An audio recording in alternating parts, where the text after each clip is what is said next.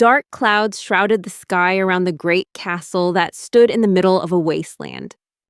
The man in the cloak moved swiftly through the castle's corridors, sticking to the shadows, carefully observing his surroundings before moving forward. He reached the room where two large statues stood beside the doors leading to the Demon King. However, he didn't intend to enter that way. Instead, he slipped past and stopped by one of the castle's open windows. Looking down, he saw a demon guard on patrol, axe in hand, its body completely encased in armor. But the guard was no match for this stealthy man. He jumped down without a sound, approached, and slit the guard's throat. The demon collapsed, dying instantly, while he sheathed his sword, looking up at the rest of the towering castle. Then he took out a grappling hook and began to climb to the top. He reached a door that seemed to have a magical barrier blocking it. But the man quickly focused energy into his index finger, aiming at the magical barrier, and easily pierced through it, shattering the glass behind it at the same time. He undid the lock, opened the window, and stepped inside. Standing high above, looking down on the Demon King's great throne. As he jumped down, the figure on the throne immediately sensed his presence, turning to face him and remarking that the castle had a rather interesting guest at this hour. But how did this man get here? And who was he? A few hours earlier, a group of people were resting and preparing their next plan in the Demon King's hall. They gathered around a map, thinking they could charge straight through the main doors.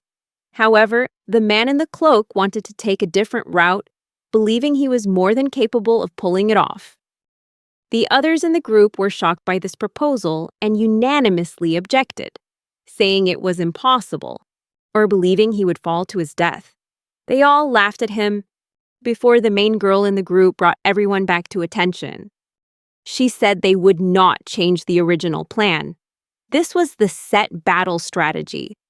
Almeria the warrior, Seraphine the high priestess, Lena the mage, and Elvie the holy knight would do their best to draw the Demon King's attention. Meanwhile, Roland would hide in the shadows and use his assassination skills to finish off the enemy. Roland asked Almeria to confirm if she was really okay with him delivering the final blow, as he believed that responsibility belonged to the knight.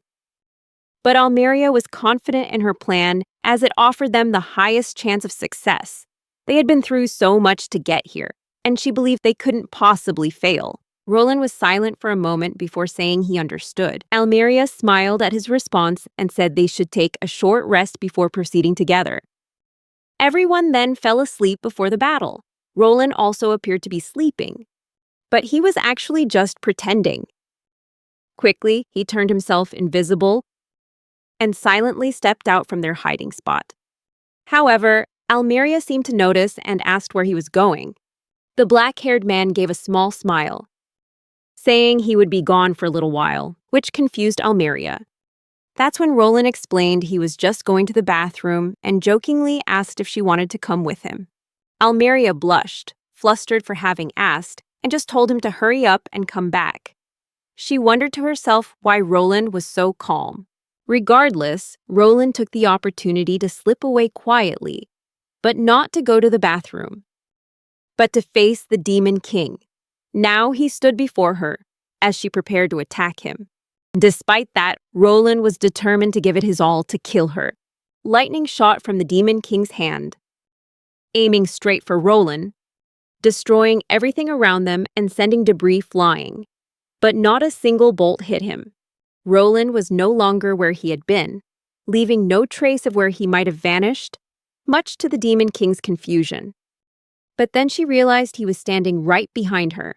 The Demon King immediately spun around, launching another attack, but missed once again. She was starting to get annoyed by Roland's lightning-fast speed.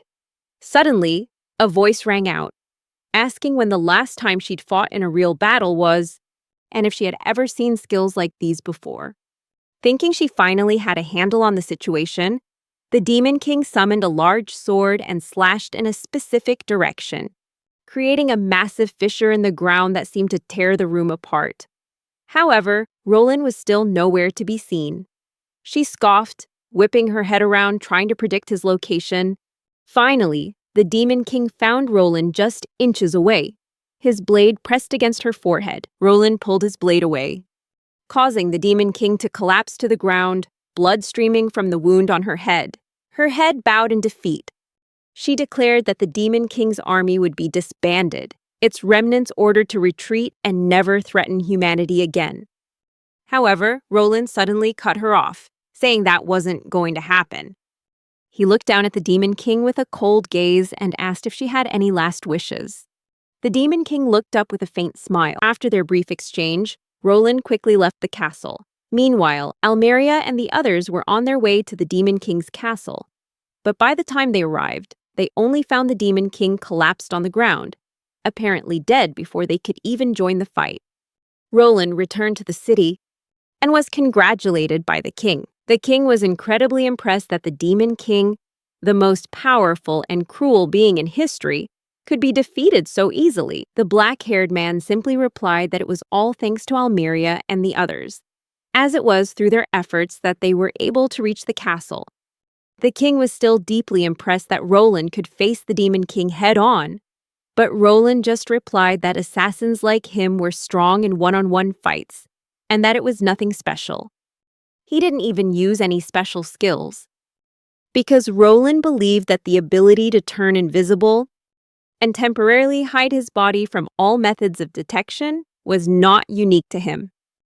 However, the king had received reports from Almeria and the others, stating that the group's combat abilities and strategies had improved significantly since Roland joined. They also admitted that they stood no chance against the Demon King alone, and said that without Roland, they would have never reached the Demon King's castle. However, Roland remained humble, making the king sigh at his insistence. The old king informed Roland that he could be granted the title of legendary assassin for defeating the Demon King, but Roland didn't want it.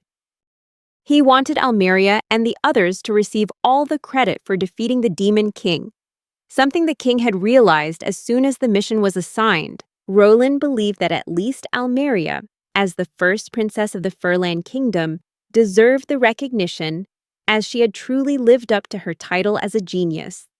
Even though the king and her father didn't fully agree with that title, however, the king didn't want Roland to leave empty-handed and offered to grant him any wish he desired. Roland already knew his wish, but it seemed like an impossible one. His silence led the king to speculate that Roland wanted Almeria for himself, which worried him and made him try to persuade Roland not to marry her. But Roland quickly reassured the king that he had no intention of marrying his daughter. The mention of Almeria reminded Roland of how she had once told the group that she wished to one day live a normal life, which confused everyone. But Roland had decided that was exactly what he wanted for himself. He no longer wanted to live as an assassin. Instead, he wanted to live in peace, free from deception and lies. Roland just wanted a normal life, without worrying about being betrayed. A simple life was all he wished for, which surprised the king, King Randolph, because the request was so easy.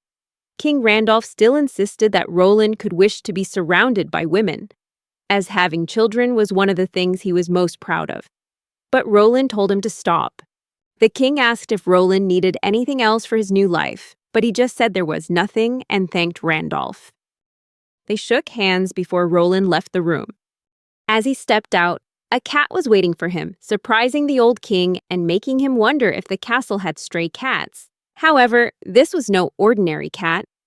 It walked down the hall, then stopped and scratched at its collar, catching Roland's attention. He knelt down and touched the pendant on the collar, causing it to glow unexpectedly. The cat flew into the air and transformed into a woman. It was Layla, the woman Roland had fought before. She let out a sigh of relief, as the experience of being a cat wasn't pleasant, but she brushed it off and continued walking with Roland. Layla, the former Demon King, said she'd overheard Roland's wish and couldn't believe he had such a hard time deciding what he wanted, only to end up choosing such an ordinary wish. Layla's collar had two abilities: transformation and reducing the owner's magical power if it exceeded a safe threshold. After what Roland had done, the existence of a Demon King was no more. He replied with a smile, saying he remembered a certain demon king who was defeated by some weird guy in less than 10 minutes. But Layla wasn't angry at Roland's words, because in her eyes, that weird guy had become a dear man. She said the only reason he let her live was because he couldn't figure out how to use the collar. But she didn't mind if he treated her badly or even sold her off. Layla was grateful that he had removed the collar, calling him sweet, especially for an assassin. Roland chuckled and said he wasn't an assassin anymore, then walked out the door with her. Layla nestled against his arm. She asked where they were going now, and Roland replied that they would go wherever was considered normal. But that answer made Layla complain, saying it sounded boring. Roland warned her that she wouldn't find any more excitement from him. Just then, he took off his cloak, letting it fly into the dark night, as if he had become a new person. Roland recalled their first meeting, when Layla had sworn to give everything she had to whoever could defeat her. She had also said he was a worthy companion, but Roland wasn't sure if that was sincere. He was human, so he couldn't fully understand the ways of demons. He asked Layla if she was okay, because her ears were bright red. She just responded with a small squeak and hid under the blanket in embarrassment. Suddenly, a knock on the door interrupted them. A voice called for Roland, and he remembered that he had chosen that name. He hurriedly got dressed, as the woman outside said she was there to collect this week's rent. Roland gave her the money, and the girl thanked him. But she couldn't help but ask about the strange sounds coming from his room every day.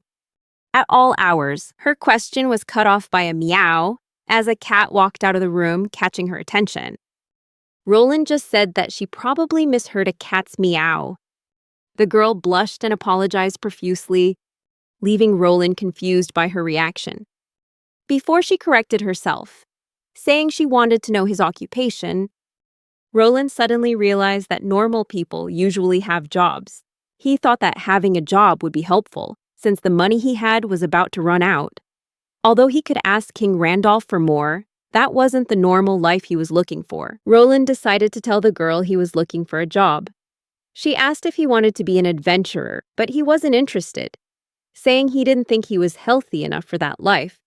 The girl agreed, since his build seemed rather frail. After a moment of thought, she suggested he work as a staff member at the Adventurers Guild. When he arrived, a girl greeted him, and Roland told her he was there for the job opening, prompting the girl to call for the person in charge. A woman came out and told him to follow her to the back for the interview. Roland followed, telling himself to just do his best. The woman's name was Iris Nagaon, the branch manager of the guild. Roland introduced himself before sitting down to start the interview. However, every question Iris asked was met with a no from him, causing her to sigh and say in frustration that they couldn't just hire any random person. She hated how apathetic and monotonous he sounded, making Roland apologize and wonder how he could convince her he had experience without mentioning his previous job. Iris sighed and said that it didn't matter who he was or where he came from, as long as he was capable. She decided to proceed with the interview by assessing his abilities. Suddenly, things seemed to get easier for Roland as he asked her what she meant by capable. Iris replied that his abilities needed to include being proficient with a sword, having a basic understanding of magic, and possessing some knowledge and ability to appraise items. Even as she said this, Roland secretly flicked his hand toward the window, causing Iris to turn around with a confused look. As Roland proceeded to disappear and quickly approach Iris to remove her panties, and then sit back down without her noticing, Iris turned back and heard Roland say that he was certainly capable of doing what she asked, but she just laughed and told him not to be so cocky, as he also needed to be able to change clothes quickly. Roland held up her panties and asked if this would be sufficient, leaving her confused, until she realized they were hers, causing her to blush furiously. She held down her skirt and asked what kind of magic he had used, but Roland knew he had simply used his concealment skill to its maximum effect. This was the first time he had ever stolen someone's underwear, but Roland considered himself an expert at it. However, he still wondered if what he did was something that should happen during a normal interview. Iris was struggling to find her words, still flustered by what had just happened. Seeing this, Roland decided that perhaps she would feel more comfortable if he returned them to her, and so he did, activating his ability once more to put them back where they belonged. She realized this and grew even more embarrassed. When Roland asked if he was qualified for the job now, Iris grumbled that he had just passed the test. Roland wasn't going to take that for an answer, making Iris grit her teeth, before shouting that she wanted to hire him, and they couldn't do it without him. Roland smiled, satisfied with that answer, and quickly left the building, looking up, knowing he would continue striving for the normal life he dreamed of. The next day, Roland got ready, putting on his clothes and glasses for the first job of his new, normal life. Lila, his cat, called out to him, asking what he was going out to do today. Roland replied that he was heading to his normal job. Layla was happy to see him looking so pleased with his job, but he reminded her to behave while he was gone. She promised there wouldn't be any trouble, all while maintaining her cat form. Roland quickly left the building and headed for the guild, where he was greeted by the girl from that afternoon, Milia MacGuffin. She was very impressed that he had passed the interview, especially since he was hired personally by Iris rather than through the guild's other branches. That meant he was truly skilled at what he did. Milia didn't press the matter further, simply happy that she could finally be someone's handler. She told Roland that before he started, she would give him a tour of the facility. The black-haired man looked around and asked her what adventurers do, which surprised her, as she didn't expect such a question. Milia explained that adventurers are tasked with fulfilling requests, from finding materials in deadly dungeons to searching for treasure in exchange for money. However, Roland just summarized it as adventurers being a bunch of rookies who do whatever they're told. The girl reminded him not to say such things inside a guild. Just then, they saw some adventurers returning, with the materials they had been asked to gather. She led Roland to a man named Morley. Morley asked if he had any experience as an adventurer, but Roland replied that he didn't, which made Morley mock him, saying he shouldn't get in the way of a C-rank adventurer like himself. Milia explained that C-rank adventurers make up 10% of all adventurers, meaning they're usually very strong, but Roland seemed disappointed by the arrogance of someone so powerful. Morley's job was to count all the herbs collected for requests that a group of adventurers had completed, and he believed there were enough of everything. However, Roland noticed that other types of herbs were mixed in with the emoji-so leaves needed for the quest. These words angered Morley, and he started screaming in Roland's face, saying that he was a master of botany, and demanded that Roland apologize. But Roland picked up 2 leaves, comparing one with black spots to one without. The leaves with black spots are called sureri and have no detoxification effect, making Morley realize that only half of the herbs qualified for the quest. He was about to hit Roland. He lunged at Roland. Roland simply sidestepped him quickly, causing Morley to tumble to the ground, embarrassing him as he bumped into the door. On his way out, Milia sighed in relief, impressed by Roland's knowledge. But he just said that failing a quest could lead to death. He said some other things that left the girl feeling flustered, until she burst out laughing, because she thought Roland was hilarious with his jokes. Roland just told himself that people here work differently than what he was used to. The next day, Roland was assigned to clean a corner of the room while Milia tried to help him. Morley told her she didn't need to help him since Iris would fire him sooner or later anyway. She hesitated to leave as Roland turned back to the mess, almost looking happy with this mundane task, when a voice called out, making Roland realize that Layla had followed him because she was bored. Roland tried to focus on his work until he overheard a few people talking about the ones who defeated the Demon King, and how because of them, the number of subjugation quests might decrease, making things difficult for the trade. Roland wondered if Almeria and the others were busy celebrating their victory at the kingdom's parade. Layla asked him if he was really okay with that, but Roland insisted that he was fine, which made her call it a waste because of his perseverance. After a while, Roland finished cleaning everything, impressing Milia with his work speed. She offered Roland a bite of her lunch. During their lunch break, someone appeared, walking outside the back door, which caught Roland's attention, prompting him to go check it out. Roland immediately ran into a group of adventurers, furious that their materials hadn't been accepted earlier. He noticed Morley watching from a distance, but Roland didn't want to deal with them and tried to walk away. This angered the main guy, who tried to punch Roland. Roland knew that getting caught using violence against these guys would bring him trouble, which was exactly why Morley was watching from a nearby corner. So Roland decided to just cleverly take the punch, in a way that would break the man's fingers. Without him having to do a thing, the man called for another to attack, but Roland didn't want to waste his time. Instead of having a proper lunch and getting back to his normal job, he used his stealth skill to knock out all the men in the area. When the last one, a girl, asked who he was, she knew he wasn't just some ordinary employee, but her train of thought was seemingly interrupted by Roland. As he pushed her against the wall and began to charm her, Morley woke up, wondering what had happened, until he peeked around the corner, after hearing certain sounds, only to find Roland and the girl in a passionate act. Morley stared in horror and confusion as to why things had turned out this way. He felt even worse because that girl, Tanya, was someone he had feelings for, but now it was all for nothing. Roland returned from his vacation. Melia had told him that the new employee would work at the front desk first, before being assigned to a more suitable position. She gave Roland a guidebook for him to memorize, but it seemed he had already memorized it all within a few seconds.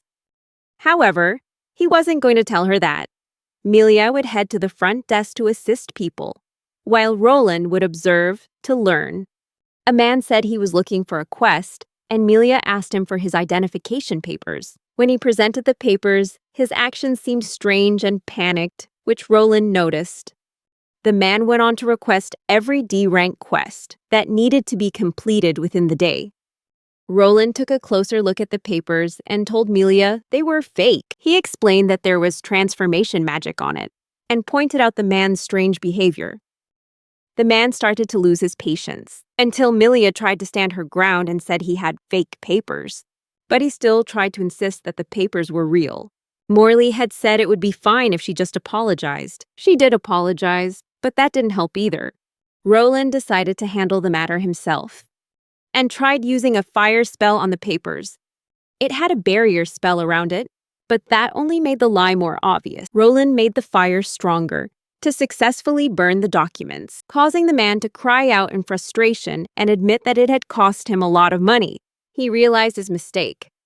When Roland explained that all of his goods would be invalidated, while Roland secretly felt deeply disappointed by the amateurish job on the fake papers, since he himself would have had a smarter way of finding a home beforehand. He had chosen the identity of one of his victims because it was harder to detect when one had genuine papers. Roland told the man it was a good thing he was an adventurer and not an assassin, or else he would have been dead. But even though it sounded cool, everyone was just confused by his words. Melia remembered and said that they needed to contact the knights, at which point the man tried to escape, but Roland was faster and quickly incapacitated him, making it easy for the knights to capture him. Later that day, the girl was surprised by Roland's skills and thanked him, but he said it wasn't necessary, as he only wanted to make sure she wasn't hurt. Making her heart race as she looked at him dreamily, Roland knew he needed to try harder to be normal. The next day, Morley tried to ask Melia out for a meal since it was her day off, but she regrettably said she already had plans, causing Morley to sigh in disappointment. While Roland was doing his usual cleaning work, the girl came up to him and curiously asked where he lived. He said that he was staying at an inn, but Melia was surprised because normal people usually have a house near their workplace. This made Roland realize that he should have been living in a house all along to have a normal life, but he didn't know because before, he had never needed to look for a long-term place to live. Roland didn't have a stable place to live before because of his job. Melia wondered if he had been eating properly since he moved here. But Layla just found her actions annoying. Melia found it strange to hear a woman's voice but see no one around. She quickly returned to the main topic, saying she could take Roland house hunting. Since she was a local, Roland was a little confused because he heard Milia tell Morley she was busy the next day, but Layla explained that Milia was just gently turning Morley down, which made Roland think that being a woman seemed tiring. The next day, Roland and Milia met in front of the guild hall. The girl tried to pet Layla, but the cat just ignored her, leaving Milia in shock. She quickly got back to the task of leading Roland to the first house, but Layla didn't seem to like that place, so they kept moving. After looking at many houses, they found one that had been vacant for a long time, owned by an adventurer. However, many people who had lived there before had suddenly disappeared. Although Milia was worried, Roland and Layla were satisfied with this house and prepared to check inside. However, the two of them sensed something strange and asked Milia to stay outside. They stepped inside and found a room with a gloomy atmosphere. Inside was a dark phantom. Layla told Roland to handle it calmly. He focused magic into his hand and punched it, destroying it in just a few seconds. A stone fell to the ground. As Milia came inside, looking worried after hearing a strange noise, Roland changed the subject and said he would take the house. Roland explained that he didn't have any luggage for Milia to help with, but she still wanted to be by his side and insisted she would cook lunch, running off before he could react. Roland touched his collar, and Layla returned to her true form, saying they should do it. She became shy and said that Milia could come back at any moment. Roland replied that they should make sure to finish before that happened, and Layla leaned in for a kiss, only to realize it was a misunderstanding when Roland told her the places she could clean, while he would clean the rest. This made her push him away, in anger, and storm off, only to trip through the floorboards. Roland sighed. Most of the cleaning was done, and Milia returned with an impressed look on her face, setting down the lunch. Roland introduced Layla to her, but Milia was a bit scared because Layla was a demon. He reassured her that Layla couldn't use magic, which helped her calm down, until she noticed Layla was eating part of the lunch. The three of them ate lunch together, and Milia offered to help clean the rest of the house, which Roland agreed to despite Layla's complaints. The two women cleaned in the same room, where Milia saw Layla struggling, leading her to start teasing the demon woman, which annoyed Layla, who tried to summon one of her allies from the shadows. However, nothing happened, and Milia teased her even more. After all the commotion and cleaning, the house was finally finished and looked much cleaner. Milia decided to invite Roland over for dinner at her place, since preparing a meal would be too much of a hassle. Now, Layla didn't want to go, but Roland didn't object to the idea. On the way there, Milia asked about the strange noise from earlier. Roland explained that it was a dark phantom he had defeated, which shocked Milia since it was a B-rank monster. She wondered just how strong Roland was. But he tried to insist that he was normal, though Milia didn't believe him. Eventually, they arrived at Milia's house, and Roland met her family, which made him feel very happy. Roland told Milia's father that life in the city was wonderful, even with all the adventures involved. The older man laughed and said that the life of a normal person was much different, finding a partner, building a family, and raising children. Roland took this to heart, as Milia's father wondered aloud if he received many offers from women, thanks to his nature and appearance. This made Roland smile as he remembered someone after leaving Milia's house and returning to his new home. Layla complained about him being late, but she was interrupted by a kiss from Roland, letting her know that this time they were really going to do it.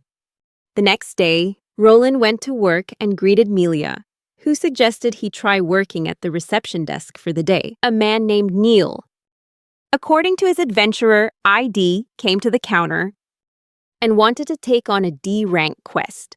Seemingly having avoided them for a long time, Roland looked at the rack and found a quest to exterminate a bird called a killer falcon. Roland wanted a second opinion and asked if this quest was too difficult for D-rank adventurers. Milia didn't see a problem with it, since all the previous D-rank adventurers had requested similar quests. Morley tried to chime in, saying they should just let the adventurers do whatever they want. But the two of them completely ignored him and continued their discussion.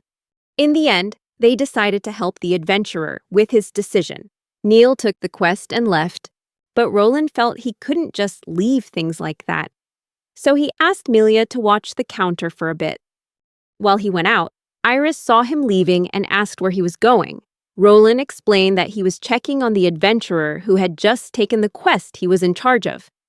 But Iris reminded him that she'd heard many rumors about him around the guild, and that she had also just learned about his past. Roland wasn't too concerned about this, as he just wanted to be a normal employee, and started to walk away. But before leaving, he decided to tease the girl by asking if she had checked her underwear today, leaving her flustered and angry.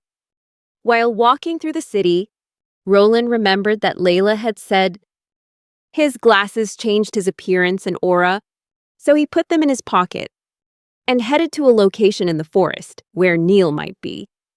Sure enough, Neil was trying to shoot arrows at a large bird, but it easily dodged every arrow and tried to attack him. Roland noticed the situation was very dangerous due to Neil's mistakes, so he decided to approach the archer and started giving him some tips, such as the killer falcon's weak points. The bird's main weakness is when it's targeting its prey, and not just any prey, but something that's moving, like a person.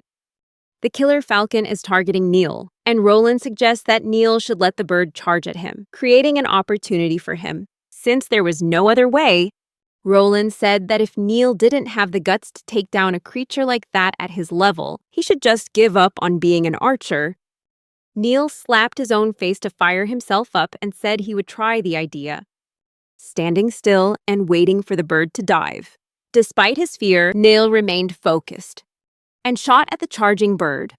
While Roland smiled and turned away, he returned to the guild with the glasses on his face, seeing Melia's eyes welling up with tears because she was so worried about him. Iris had told her that Roland went into the restroom and didn't come out for a whole hour. Roland reassured her that everything was fine, but Morley tried to butt in to get Melia's attention and tried to prove he was superior to both of them.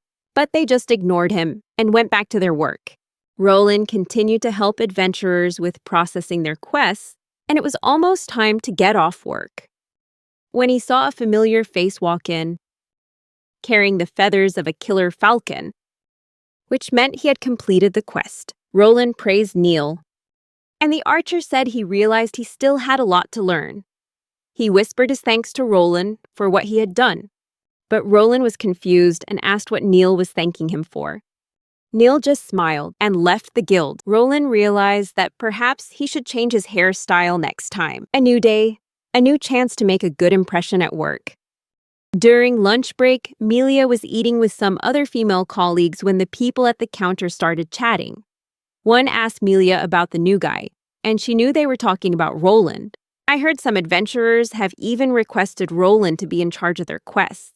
Another girl at the table said she heard Roland had defeated a grizzly bear and saved another adventurer, which startled the others since a grizzly bear is equivalent to an A-rank monster.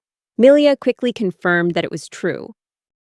The other girls wondered why Melia was there, and she explained that she had arranged the original quest herself. It was just a request to collect some Quenflower pistols, considered an E-rank quest. However, a lot of time had passed since the quest was assigned, and the guild hadn't received any word from the adventurer. That's why Roland and Melia decided to go out and search for them. The other girls didn't understand why they would send Roland, a newcomer. Melia explained that it was a direct order from the branch manager, Iris, which suggested Roland was no ordinary employee. She also revealed that Roland had brought his cat with him, which made the other girls excitedly gossip about the adorable cat and how it had eaten lots of the cookies Melia made. Although the cat still paid no attention to Melia. As Roland and Melia walked through the forest, Melia became frantic when she couldn't find their location on the map. But Roland seemed to know the way, having memorized every detail of the quest. Even though he'd never been to this area before, he led Melia to their destination without getting lost. However, he claimed he would forget everything by the next morning. Suddenly, Melia mentioned that Roland could throw his voice, but she had no idea he was actually just talking with Layla. When asked about the grizzly bear, Melia revealed that she had been assigned to wait at the entrance, and it only took about half an hour for Roland to return. The other girls were once again amazed that Roland had completed a monster subjugation quest in such a short amount of time. Melia pointed out that it seemed the grizzly had found its cub, and everything was resolved. Before any subjugation took place, a voice echoed throughout the guild building. Melia immediately looked up in recognition, then stepped out into the hallway to see who was calling. She confirmed that there were workers on duty, but explained that they were still on their lunch break. That's when she recognized the tiny boy, the very one Roland had saved before. The boy came to ask for Roland, but Melia told him Roland was out for lunch. However, just as they were talking, the very Roland they were discussing walked in. The boy was overjoyed to see him, thanking Roland for what he did in the cave the other day.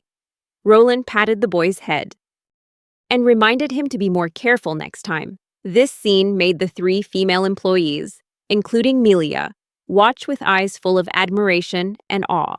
Roland waved goodbye to the boy, surprised to have received thanks, even though he hadn't actually defeated anyone. Roland continued with his usual work, and often met with people who came to ask for his help or to entrust him with tasks. Ever since Layla first followed him there, she would always rest under a table to be close to him and watch everything he did. Every day, she saw him acting as an errand boy for everyone as usual and asked if he found it boring, but Roland replied that it was part of a normal job, which made her sigh irritably as she was starting to get sick of that phrase. Suddenly, Roland heard Melia's voice talking about how something was about to get complicated. He noticed she was talking with three other adventurers, then walked over to a nearby shelf with a tired look on her face.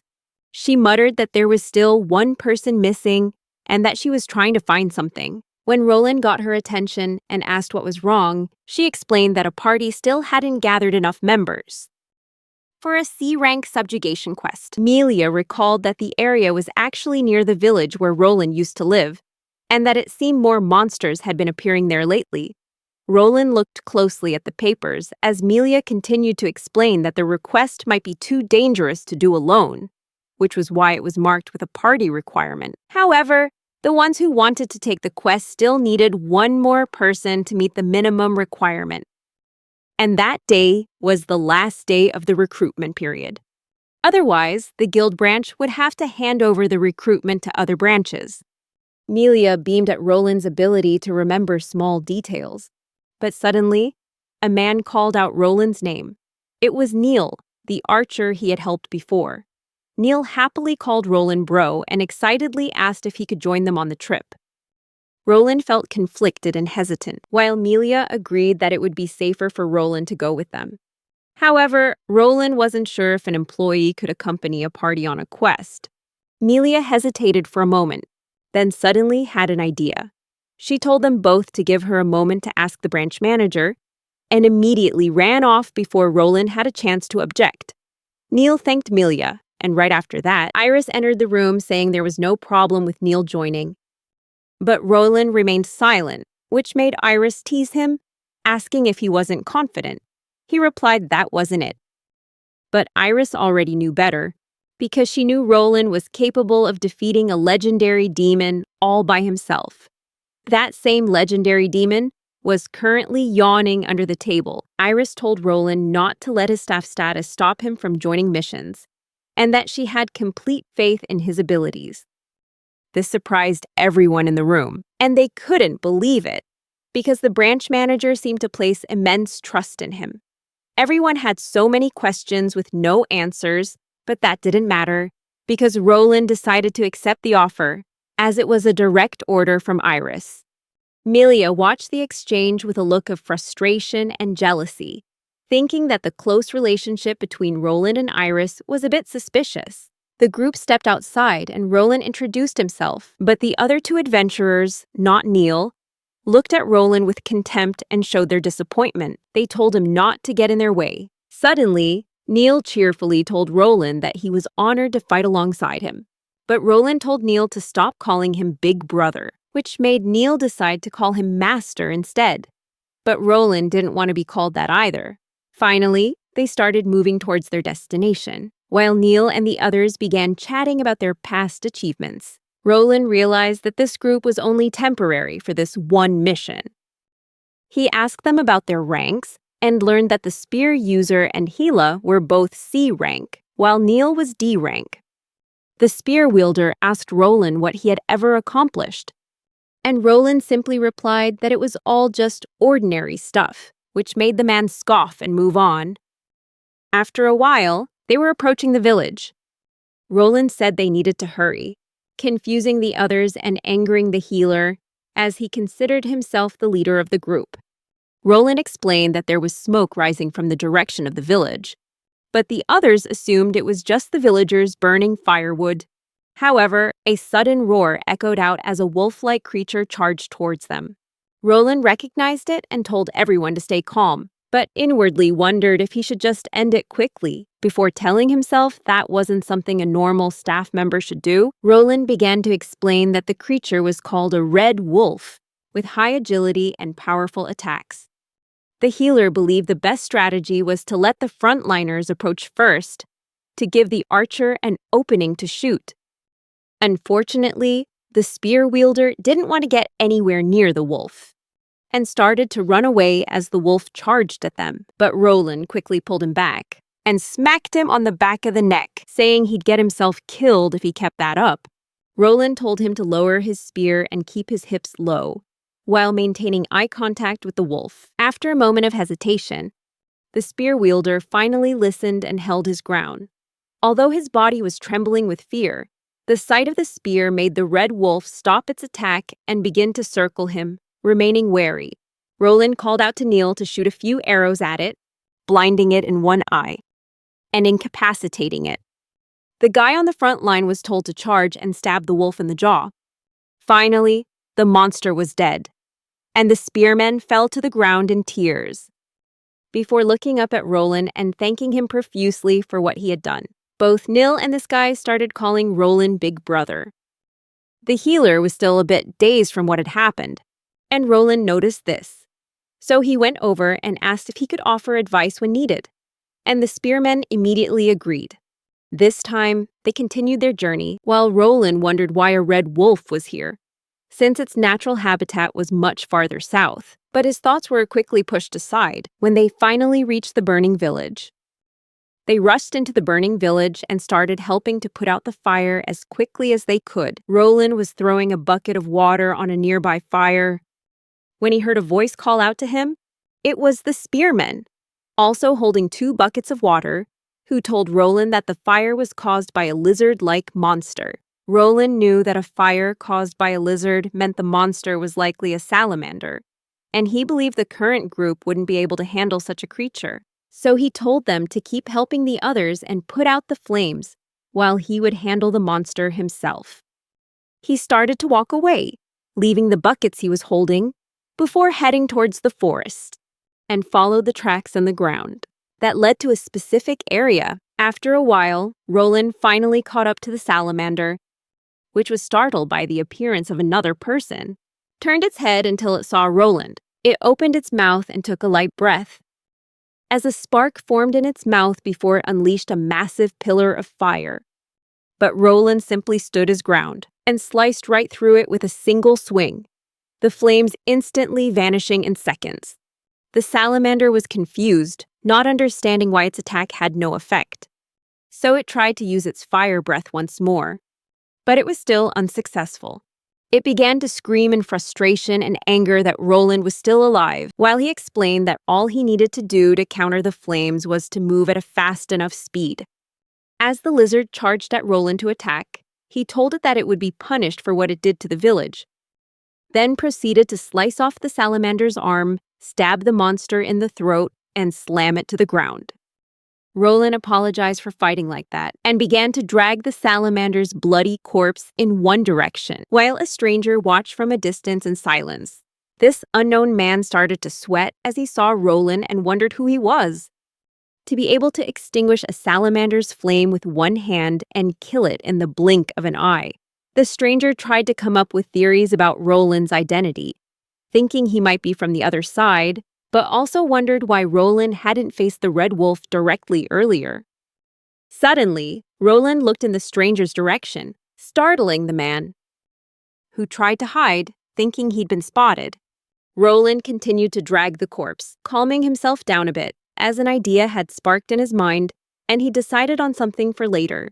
Smoke still lingered around the village, but most of the flames had been extinguished with the help of the villagers and 4 men who were dousing it with water. Roland brought the dead salamander's corpse to the village, and the horrified village chief asked if Roland was the one who had killed it. He introduced himself and said he was part of the group that had come here on a mission. The village chief also introduced himself and thanked Roland and the others for their help. However, he was about to mention the other monster, the red wolf, when the group told him they had already killed it on their way here. Roland told the village chief that they could now rest easy, and the villagers wanted them to stay the night, while they prepared a feast. To thank them for what they had done, Roland walked around the area and looked at the dead bodies, which all seemed to have been killed by the red wolf. As the village chief explained how they lived in constant fear with monsters lurking around, Roland said that the red wolf was a highly intelligent monster. The chief recalled other monsters that had appeared in the village in the past, like orcs, which caused many people to leave. He sighed in frustration about why things had to be this way, when all they wanted was to live a normal life. This made Roland wonder how much suffering he himself had to go through to have such a life. With a determined look on his face, Roland told the village chief not to worry, and assured him that no more monsters would attack the village. As night fell, everyone gathered around the fire, eating and drinking happily together, creating a cozy scene. Roland couldn't help but be moved, remembering the other people he had met so far, like Melia and her family. But he had more to do tonight. Nil and the others could be seen drinking and chatting about the achievements they had accomplished that day, all thanks to Roland. But when they turned to check on him, he was gone, leaving them confused. Far away in the forest, Roland returned to the spot where he had fought the salamander and called out to the person he had noticed earlier. The man stepped out with a smile, chuckling about how Roland looked so ordinary, yet had the strength and ability to fight the salamander and the red wolf like it was nothing. He introduced himself as an A-rank adventurer and a monster tamer who was looking for strong companions. He explained that he had been using his monsters to attack villages, to lure in adventurers to scout. However, Roland looked displeased hearing this smug man's plans. Roland told the man that he had robbed them of what they had worked so hard for today, but the stranger insisted that the villagers only died because they were too weak. The man started laughing at Roland's words, calling him a nuisance and saying he didn't need him anymore, pulling out a knife and declaring that he could still fight without his monsters. But Roland looked at him with cold eyes and said that he talked too much for a man who was about to die. In just a few seconds, blood poured from the man's mouth, as he fell to the ground, apparently dead. Roland quickly left, seemingly not noticing the strange wolf-like creatures that were approaching the corpse. The next day, everyone said their goodbyes to the 4 men as they departed, while Roland wondered how Layla was doing. But his thoughts were cut short when Neil confessed that he had been following Roland the day before, but insisted that he hadn't seen or heard anything. He then asked if Roland would take him on as a disciple. Roland immediately refused. Much to Neil's surprise, he tried to state his reasons and desires, but Roland just said that all he could teach were the basics.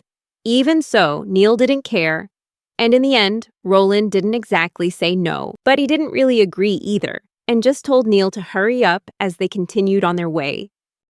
Eventually, they made it back to the guild, where Melia was excited to see Roland, but was also shocked to hear what the group had been through.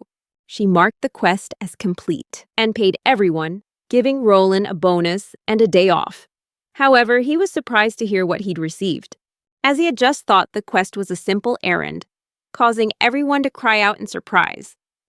Melia also mentioned that the director wanted to speak with Roland. Upon meeting Iris, Roland told her about the man he met who could tame monsters and how he had vanished. But Iris said there was nothing they could do. Iris changed the subject, telling Roland she would treat him to dinner at a fancy restaurant as a thank you for his work.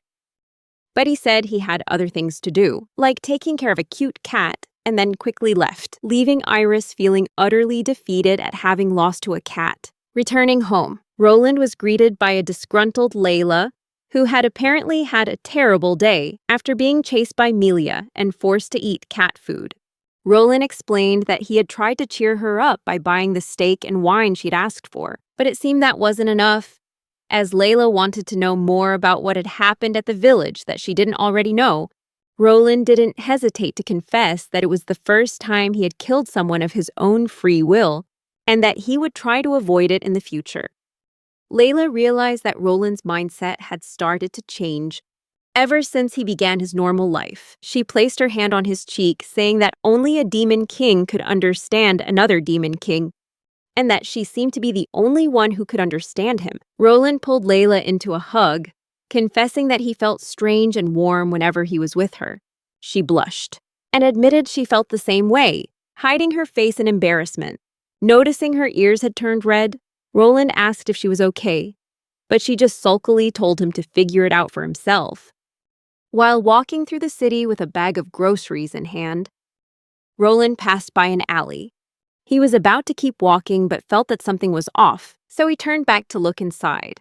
Inside, he saw a small, filthy girl, covered in bruises and dressed in rags, her head bowed with a gloomy expression. He stood there for a second, before kneeling down to greet the little girl, who weakly lifted her head to look at him, revealing a slave mark on her neck.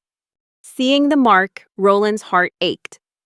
He took a potato from his bag and offered it to the little girl.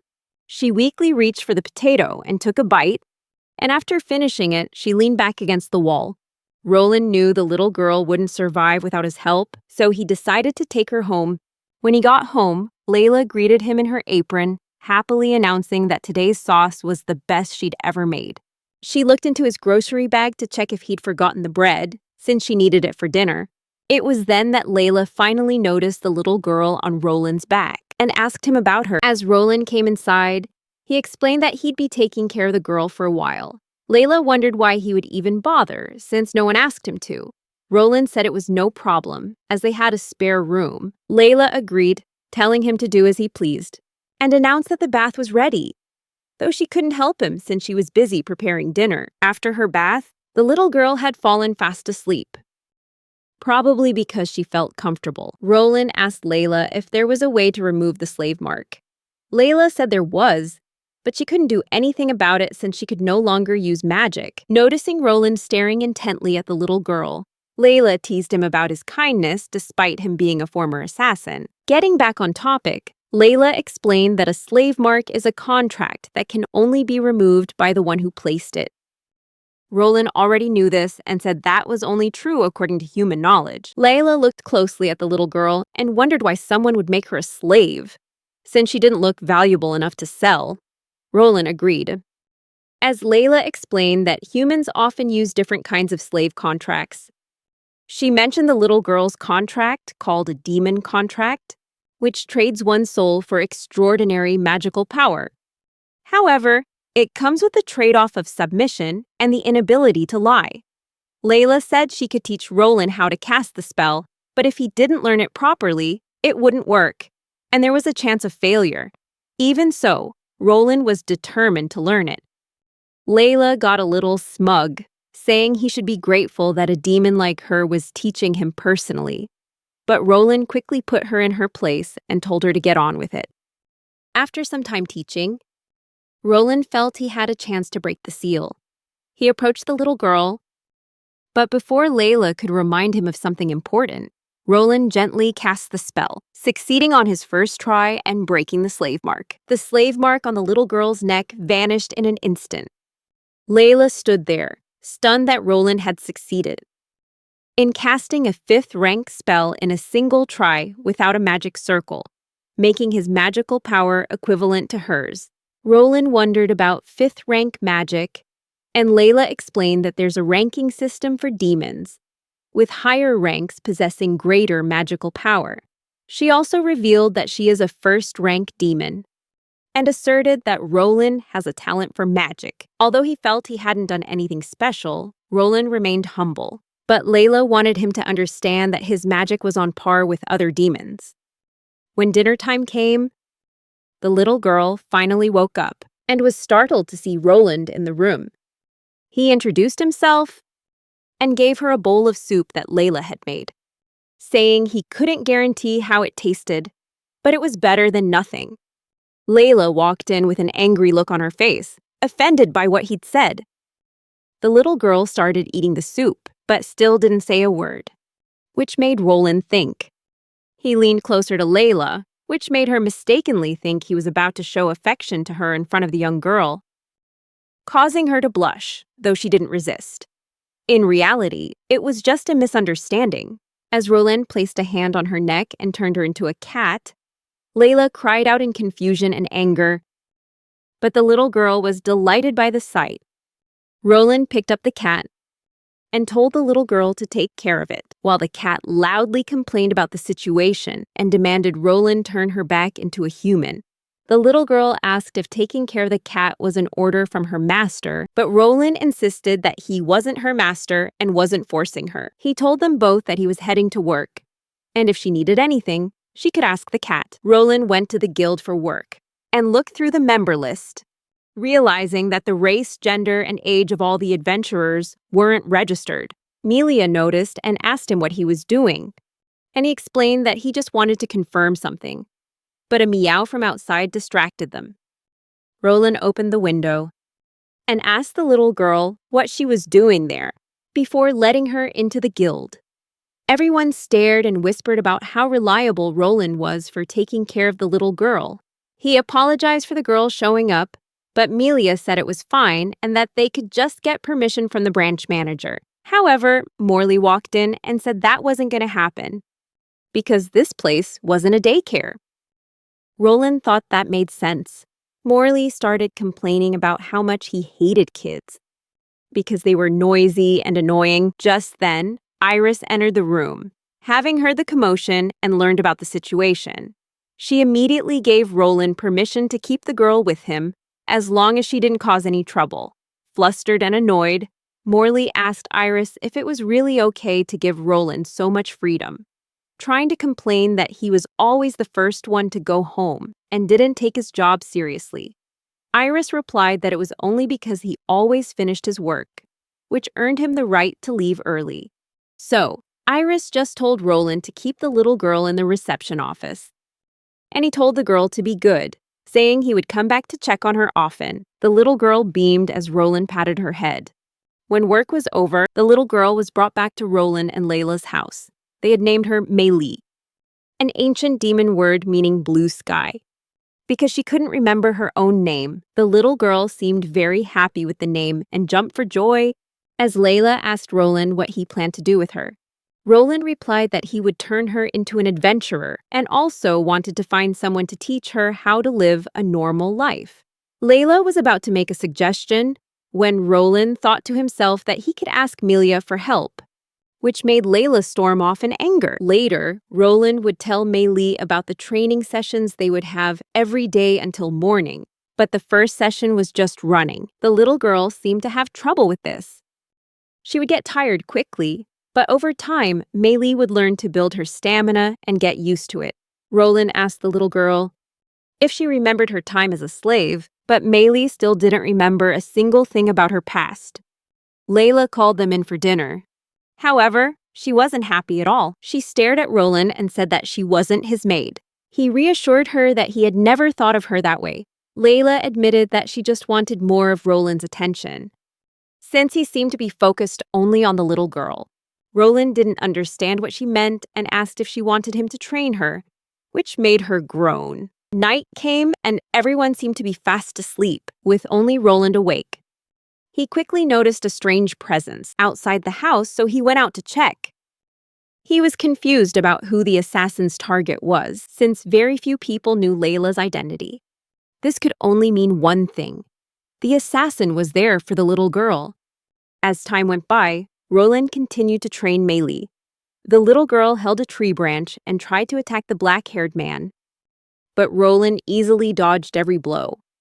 Even though none of her attacks landed, he still praised her and said she was doing great. She just needed to gain more practical experience. Mei Li asked if the moves had names, and Roland said they didn't need any, but she could name them herself if she wanted.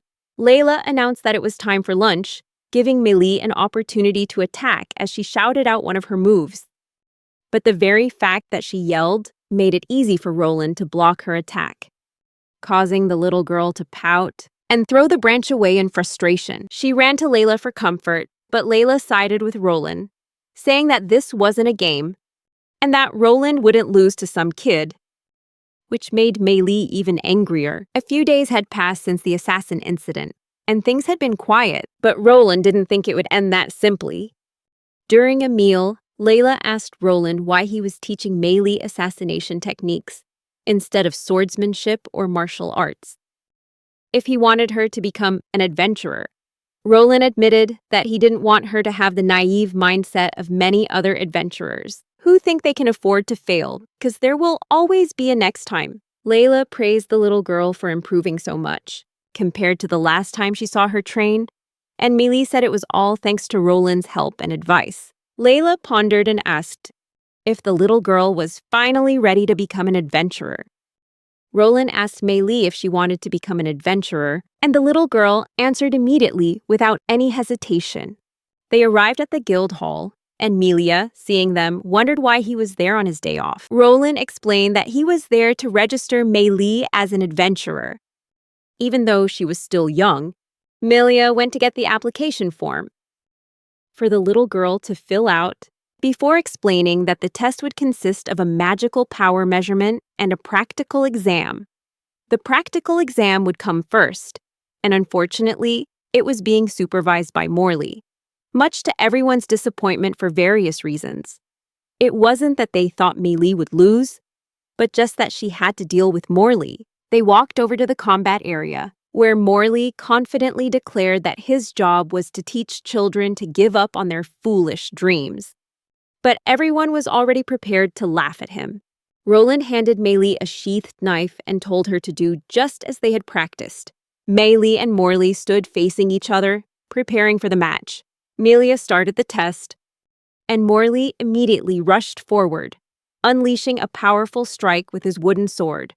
Morley declared that the first to strike wins, but Mei Li easily dodged it, and repeatedly struck Morley on the back multiple times. Eventually, Morley had to beg her to stop, which meant she had passed the combat test. Although she still had room to grow, especially with her magic, being so young, she still passed the adventurer exam with flying colors. The three of them decided to have a party to celebrate. Back home, Layla helped Mei Li get dressed up, and the act seemed to make Mei Li remember something, but she decided to put it aside for now. Mei Li ran into the guild, eagerly asking Roland to give her a quest. But he had to explain that F-rank adventurers don't get combat quests, so she could only take on easier jobs. Suddenly, Night stormed in her, demanding to take her away. But Layla and Roland refused. The Knights decided to use force, and Roland sighed before knocking one of them out with a punch straight to the face, sending him crashing to the ground, which made everyone in the guild look at him with complete admiration. Unexpectedly, Baladel, the leader of the Knights, walked in and demanded the girl, calling her by a nickname. Layla refused, and Baladel took notice of her beauty, trying to invite Layla to come with him, but she slapped him right across the face. Layla declared that only Roland had the right to touch her. Baladel didn't recognize Roland until he took off his glasses. Roland asked about the situation with Baladel's older brother, saying that if the man returned, Roland would forgive him and wouldn't reveal the dirty tricks he used to seize the throne. Baladel suddenly became cooperative, apologizing for what he and his knights had done. Roland accepted this with satisfaction, but still wanted the old man to reveal everything he knew about the little girl. After learning about her past, in the end, Roland allowed Baladel to leave, since it wasn't normal to interrogate the nobility. He said goodbye to Baladel. That evening, Roland returned to the guild. With everyone's eyes fixed on him, wondering who he was to make a lord kneel, Roland told Mei Li that everything would be okay, which made her remember something else, but she quickly dismissed it. She said she would take the quest he had chosen. When night came, once Mei Li was asleep, Roland quickly told Layla that Mei Li was actually a princess from the fallen kingdom of Baden-Hark and seemed to have lost her memory. Layla wasn't happy to hear this, and Roland opened his arms to hug her. Layla asked if anyone was waiting for Mei Li, but Roland didn't know either and said he might have to leave later to ask King Randolph about it. Mei Li lay in bed, wondering when her memories had returned. Recalling all the moments she had interacted with Roland, Layla, and many other things after being enslaved. She remembered a large mansion that was once her home, where she had kind parents and 3 siblings. However, something happened and it was all taken away from her. After that, Mei Li didn't understand anything else. Everything went dark until she met Roland in the alley. Back in the present, Mei Li got out of bed and went to Roland and Layla's bedroom, asking if she could sleep there tonight. Mei Li got into bed and hugged Roland tightly, until Layla poked her head out from under the covers with an annoyed look. Because Mei Li's arrival had ruined her plans with Roland, now she wouldn't have another chance before he left for a while. Mei Li noticed that Layla hadn't gotten dressed yet. She asked if Layla felt cold, and Layla said she was fine because she was under the blanket, and told the little girl to get in between them so Roland would have a place to sleep. The little girl asked Roland where he was going, and he said he would be on a business trip for 2 days, and that Mei Li would be staying with Layla. Hearing this, the sad little girl clung to Roland. Layla joined in, hugging them both, and they fell asleep in a warm embrace. The next morning, Mei Li told Layla she was going to the Adventurers Guild and would be back when she was finished. Layla continued with her housework and wondered what Roland was up to. In fact, Roland was in King Randolph's bedchamber at that very moment, trying to wake the king up by gently tapping him.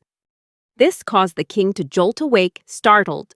But Roland reassured him that there was no danger. Then, Roland explained that he had a favor to ask regarding the princess of the Baden-Hark kingdom.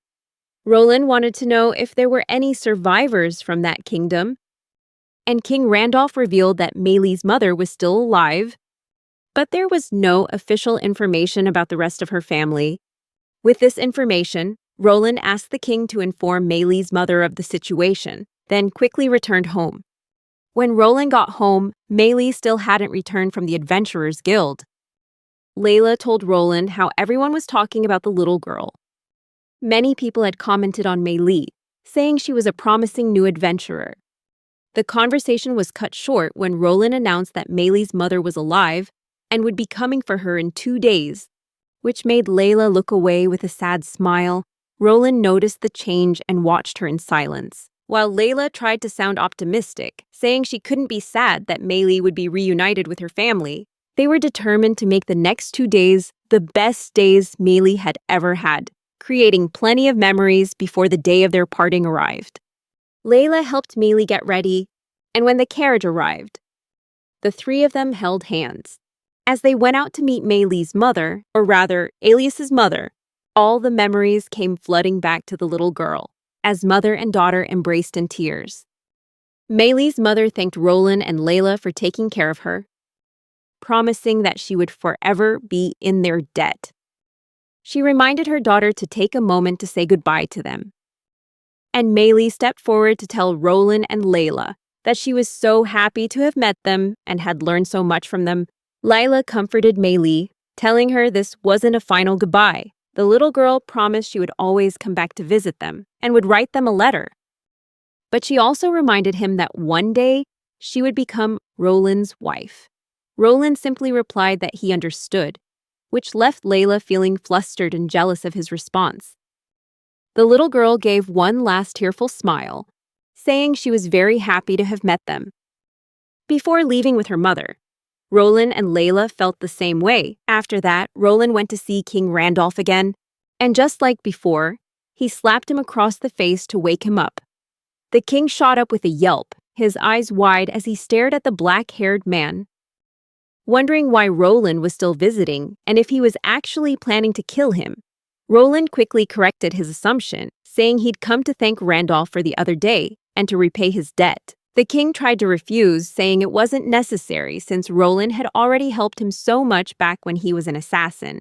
But Roland insisted on repaying the debt, saying it had nothing to do with his past. He owed the king a favor as an ordinary man. Randolph thought for a moment, then suddenly had an idea for how Roland could make it up to him, one that involved his daughter, the first princess and a hero in her own right, Almeria. Roland wondered if something was wrong with her. And there was, because after defeating and conquering the Demon King, she'd been feeling down. Her personal slave had asked what was the matter. She realized Almeria was sad because the person she loved had suddenly disappeared, even though they had promised to be together after the conquest. Roland nodded, seeming to understand the situation, and asked if he just needed to find that person. But Randolph was annoyed by Roland's denseness, telling him that Almeria was talking about him and told him to go cheer her up. Roland returned to the city, wondering what to do, because despite what he'd been told, he knew he hadn't made any promises to Almeria. Besides, dating royalty wasn't something an ordinary person did. When he got home, he explained the whole situation to Layla, who remembered Almeria and called Roland a troublemaker for the situations he got himself into. But Roland didn't remember promising the girl anything, despite what had apparently happened from Almeria's perspective. It seemed Roland had just vanished, and she'd been sad about it ever since. Layla seemed to come up with an idea to solve this and suggested that Roland could make Almeria think he was dead, because if it's sadness for someone who has passed away, time will heal that wound, rather than the endless suffering over someone who's just missing. Roland's eyes widened, thinking it was a brilliant idea. He asked Layla if she had a plan, and she told him about a level 7 illusion magic called Real Nightmare. Roland's curiosity was piqued as he stood up from his chair. She asked if he wanted to learn it, and he immediately said yes. While Layla began teaching him the spell, as expected, Roland learned it incredibly fast, which made Layla a little unhappy, as it hurt her pride as a demon lord. While she was distracted, Roland raised his hand and held it near Layla's face, testing out the real nightmare spell, making her believe she was a dog and he was her master. Suddenly, Layla became a completely different person, pouncing at Roland, barking happily as she tried to tackle him. But he quickly dodged, which only made her annoyed and pouty. He realized it wasn't just an illusion, but was combined with hypnosis. But Roland's thoughts were cut short as Layla started kissing and licking his face like a dog while barking. Roland figured it was probably time to bring her back to reality. With a simple clap of his hands, he snapped her out of the trance, and she realized what she'd been doing, her face flushing red as she started complaining about what he'd done to her. Roland turned to head to the palace again, saying there was no time for idle chatter, which only made Layla feel offended, as she thought he was dismissing her words as not worth listening to. But Roland just kissed her to shut down that annoyance, then told her he'd reward her if she behaved while he was gone. She replied not to take too long before he left the house. It was another normal day at Roland's job, with many adventurers flooding the guild, requesting quests, and creating a lot of work for the staff. Lila was there in her cat form, batting at papers, while Melia approached Roland and handed him some documents to handle. He took them without hesitation, starting to go over the papers. The girl leaned in closer to get a better look at Roland. Before remarking that he'd seemed a bit off lately, she asked if it was because Melia had gone home, which made both Roland's and Layla's eyes widen in shock. He thought for a long time and didn't know how to explain it, only saying that there was a strange feeling, like an empty space in his heart. Melia said that feeling was called loneliness. The girl smiled and told Roland it was cute that he cared about his relatives, then told him to get back to his paperwork. However, as she started to turn away, someone suddenly burst through the guild's doors, leaving Melia confused and wondering who it could be. The doors were thrown open with a bang, and a person confidently strode into the building. Roland's head snapped around and his eyes widened. as he saw a familiar face standing in the middle of the guild, wearing a look of determination and satisfaction. Almeria, dressed in her familiar armor, apologized for the commotion, while everyone in the building was surprised and excited to see the hero princess in their hall. Milia, on the other hand, was just confused about her identity, thinking she was just another adventurer. Almeria approached the reception desk and told Milia she was at the guild because she'd heard an employee named Roland worked there. But Milia was struggling to answer her, while Roland himself was hiding his face with papers, trying not to be seen. Unfortunately, Almeria moved closer to get a better look and recognized Roland, even though he tried to claim she had the wrong person.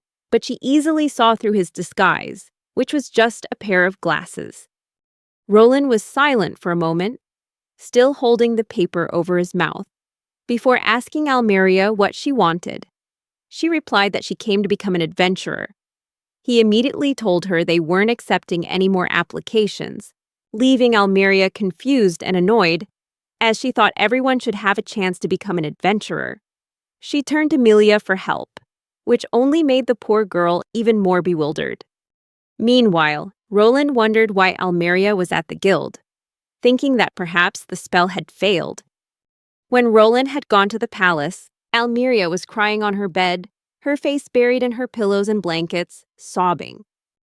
She heard a sound and turned, asking who was there, until she saw Roland walking through the sheer curtains of her bedroom window. Her tears stopped for a moment as she stared in confusion and shock, recognizing him. As the black-haired young man approached, he used the real nightmare spell on her. He told her that he had died after the battle with the Demon King, bleeding out from a wound on the way back. Roland took a step back to see the spell's effect, and saw the girl start to cry again, confused, not knowing if she was speaking to him or to herself. Almeria said that she loved him, and that he had promised to stay by her side, to kiss her after the battle was over, repeating over and over that he had promised her. Roland seemed to recall that he had promised something like that, and deciding to keep his promise, he stepped forward and gave Almeria a sweet, brief kiss, before he quickly left, praying for her well-being. And yet, it seemed that wasn't the last time he would see her. Roland wondered if someone had removed the spell and frowned at the situation, while Almeria pleaded with Milia to hurry up and give her an application to become an adventurer. But Roland refused, telling her she was already a princess and a hero, and that this was no time to be playing around.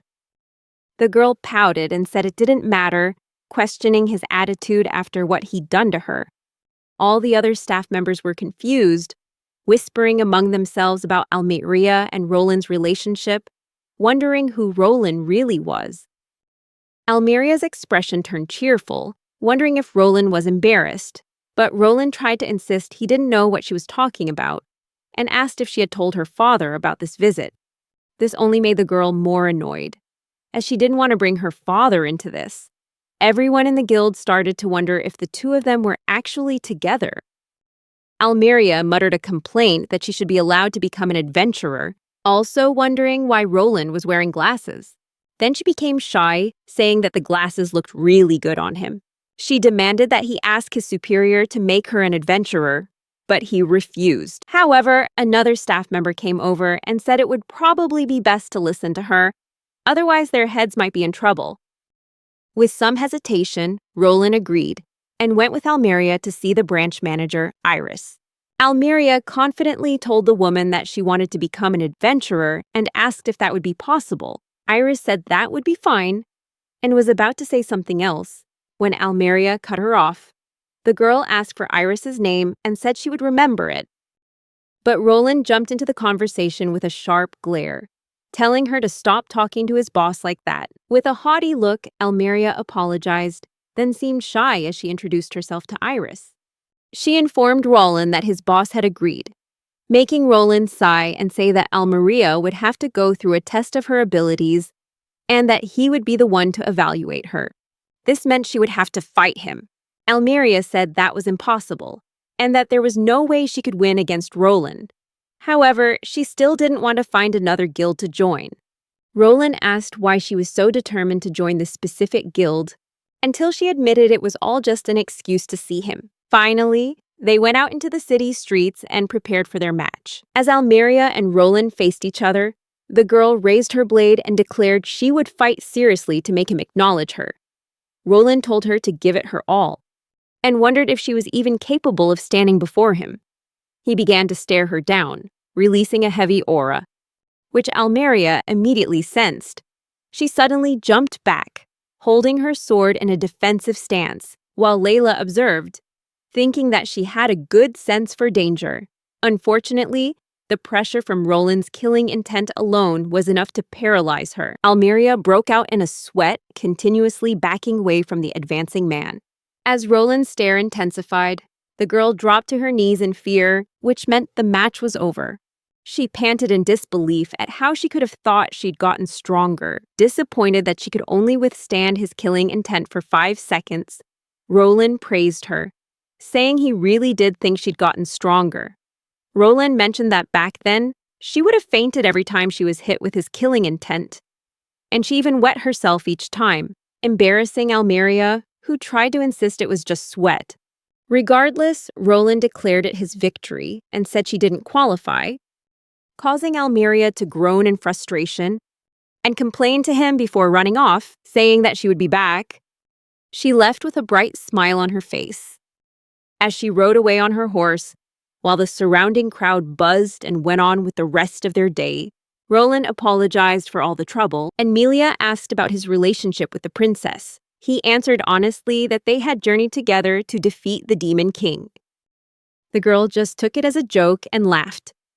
Before Roland decided to say he was just Almeria's tutor, which seemed to make sense to Melia, and also explained why he wore glasses.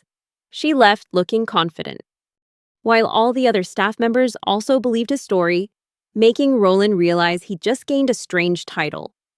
It was another normal day for Roland at his job. A staff member came up to him, saying he could take over the reception desk. Since he was so good at handling people's disputes, Roland called for the next person to come to the counter, and a young boy stepped forward, timidly asking about a quest. He asked to confirm Roland's identity, saying he wanted to be sure, because Nail and the other adventurers had spoken well of Roland, and that any quest Roland recommended would never run into trouble. But Roland said he shouldn't believe everything he hears. The boy asked Roland for a quest that suited his abilities, and Roland went to get one. A simple E-rank quest for the adventurer. He looked at the quest and believed he could handle it. But he couldn't help but worry, because he couldn't stand the thought of getting hurt. Roland reassured him, and said that it was normal to worry about such things.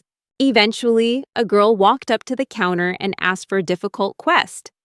Roland found a quest that had 2 E-rank adventurers already registered and needed one more person to meet the requirements. He brought the quest to the girl, and she accepted it without hesitation. Roland went to process it and gather the remaining members of the team. By the afternoon, the group had assembled with adventurers named Atro, a spear user, Uno, a sword user, and the girl from before, Everly. They all looked at each other with worried expressions and told Roland they didn't believe they were actually strong enough to complete the mission. Hearing this, Roland told them they should go somewhere else and left the reception desk to Melia for a while. While everyone was outside, he explained that he was going to train the group a bit since they had all signed up for quests that were too difficult for them. They all got angry and felt insulted, trying to say they could manage if they worked together. But Roland responded by summoning small shadow entities that proceeded to defeat the 2 men and take the girl's underwear. Roland laughed at them and called them insects, saying they were weaker than the shadows he summoned, which were already weak. The girl said her skirt had been flipped, and Roland said she should be thankful that's all that happened, as women often go through worse when facing bad people. They needed to determine what they could and could not do, and Roland demanded they say they were weaker than insects, because that would keep them humble and help them gain self-awareness, which would turn into strength. From now on, they would begin training by fighting the shadows. Each member would gradually learn tricks suited to their abilities, while learning to fight against the shadows and become stronger before preparing for the mission they had signed up for. They seemed like different people when the man who had proposed the quest asked the group to help him, and they confidently said they would do their best. Back at the guild, Roland returned to the reception desk and saw someone begging the staff for another chance, as he really wanted to become an adventurer. The staff told him to leave because the guild was about to close, and he apologized and did so. Melia explained to Roland that the boy had been asking about this since the day before. However, there was a rule to wait 6 months before reapplying. She also said the boy's skill was strange and it seemed he didn't know how to use it. But she wanted to change the subject and asked if Roland was free for the day. Unfortunately, he turned her down because he said he still had a lot to do. And that involved going outside the guild and checking on the boy's situation. He explained that the boy needed to become an adventurer because he wanted to help his mother. But he said he wasn't strong enough, even though it was his dream. After seeing Almeria fight, Roland asked the boy to show him his skills, and he demonstrated a skill called Penetrate, which used his sword to extend his attacks further than normal. Roland thought for a moment, before suggesting the boy use the same skill, but with a shovel. When he did so, he felt embarrassed, because his skill was only useful for things like digging. However, Roland explained that it was very important and useful as it would help create safe zones, restoring the boy's confidence. When Roland told him he could take the test, at another guild, Roland initially planned to teach the boy how to handle a spear, but seeing him run off happily made Roland realize that was enough for now. Afterward, another adventurer came over and rudely sat on the desk, demanding a good quest. When Roland suggested he could gather herbs or carry luggage, the man got angry and started yelling at Roland. Suddenly, Nail walked in and slapped the man, telling him not to bother Roland or sit on the desk. Neil apologized to Roland for the man's behavior until the man realized that Roland was the person Neil was always talking about, and immediately switched to idolizing Roland. But that only made Neil even angrier. And he tried to discipline the man, making the man bow his head again. Neil then asked Roland to tell them about the quest, while our hero sighed at how troublesome the situation had become. Roland continued to help adventurers at the counter, earning him praise from Melia. But Morley jumped in, saying it was no big deal. Melia tried to argue that it was a big deal since Roland had been working for less time, but was still an excellent employee. Morley tried to claim he was more popular, but Melia knew he was only popular with people he was close to, causing them both to glare at each other and tell each other to just get back to work. Another staff member told Roland to take a break. He left and was on his way out when he ran into a shadowy figure, who told him that everything was fine with the group he had trained. Iris approached, wanting to know what had happened with Almeria and Baladel. Roland honestly explained everything, which disappointed Iris because she couldn't scold him. She called him an ally of justice, and then told him one last thing before he left, that a group of adventurers had just gotten stronger. He just said that he'd given them advice to avoid a disaster. Iris hummed thoughtfully before telling him that he was helping nobodies become excellent adventurers. Iris tried to invite Roland to dinner again, but he quickly refused, saying he had a cat to take care of. Iris insisted it was about work. He replied that work could be discussed at the office, but before he could leave, she called out that she had an offer for him to become a full-time examiner for the adventurer exam, which piqued his interest. Roland was taking his usual walk through the city in his work uniform, when he happened to run into Melia, who caught his eye and ran over. She was panting, trying to catch her breath because he walked so fast, but he was only focused on what she had come for. Melia looked up with a radiant smile and held up a bag, pulling out a carefully wrapped bottle, saying she wanted to celebrate his promotion to full-time examiner. Roland was about to say he was busy, but Melia said that when happy events happen, people should celebrate because that's what's normal. The black-haired man was taken by surprise and immediately agreed to Melia's suggestion, causing her to jump for joy. However, she grew a little worried when she realized Roland would do anything if she told him it was normal. The two walked through the city chatting together. Melia said that all the staff were surprised to hear the news, since Roland had only been working at the guild for 2 months. She was excited to see him become the guild's first full-time examiner, especially since everyone agreed, for the most part. Roland remembered one person who definitely didn't agree, but Melia told him not to count that person, as it would be strange to oppose the decision after seeing the branch manager's report on him. Melia was also moved by Roland's concern for the young boy from before, and she had sensed a change in the adventurer's attitudes towards the recent quests. Neil had also changed a lot, and despite having been an E rank for a long time, he quickly rose to C rank. Roland tried to claim that the adventurer's changes were their own efforts and had nothing to do with him, but Melia said that Iris had said otherwise, and that Roland's sincerity had touched everyone's hearts. This made him stare blankly as Melia tried to convince him that there was something special about him. He asked her why she was so happy, as if she were the one being rewarded. She laughed and said that was exactly it. Since she was his superior, his praise meant she also got some of the credit. As they continued walking, Roland asked Melia about everyone else when she mentioned the celebration. Melia explained that the branch manager would be coming too, and that they would be celebrating at her place. Without a doubt, Roland thought it was normal to celebrate at the home of the person being honored. When they arrived in front of the house, they both saw Iris standing outside awkwardly in a fancy dress, holding a wrapped bottle of wine, leaning and waiting impatiently. She greeted them before handing the bottle to Roland. But Melia was more focused on why Iris was so beautifully made up. Iris insisted it was normal for her, which Roland believed, though Melia knew she was trying her best. Hearing the commotion, Layla came outside to see what was happening and cheerfully greeted Roland, saying it was rare to see him come home with guests.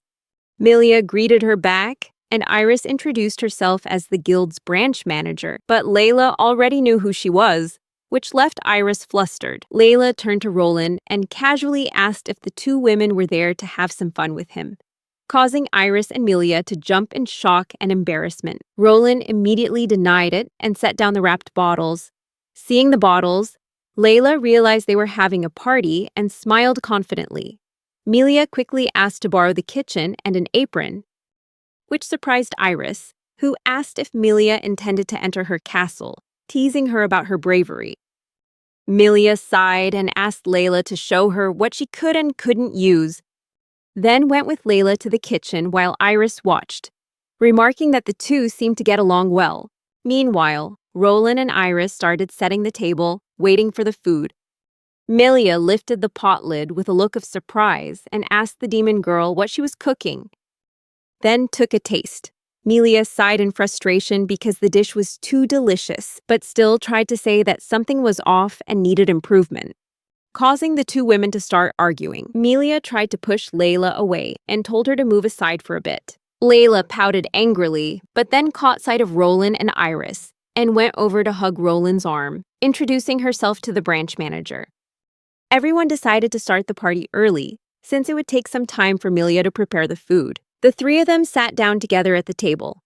Iris asked Layla about her relationship with Roland, as she was very curious after hearing they had met during their journey.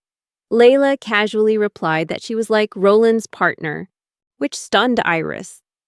Layla told Iris there was no need to panic, as she understood that women often seek out strong men, and as long as Roland returned to her side in the end, she would be satisfied. Roland asked if she had had too much to drink, causing Layla to laugh sheepishly.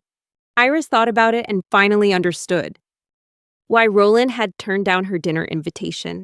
Melia finally finished preparing dinner and asked Layla what she had been bragging about in her absence. Layla replied that Melia just needed to bow down to her. Melia complained once again, turning to Roland, trying to convince him that her food was better and he should choose her instead of Layla. After being rejected again, Melia growled and started chugging a drink she brought. Layla told her that it just wasn't her day. Everyone joined in the celebratory feast, eating delicious food and having drinks, which left Melia and Layla full and fast asleep on the bed, leaving Roland and Iris as the only two still awake. Iris asked Roland if he could still go on, but he didn't answer the question, simply moving closer to her and placing his hand over her drink. They looked at each other in silence. Nobody said anything. Before Iris finally leaned in for a kiss, she quickly pulled back when she realized Roland didn't resist and called him a bad boy. Roland didn't object, as he had done wrong things in the past. Iris asked if he was good at capturing women's hearts, and Roland confirmed that he could be if he needed to.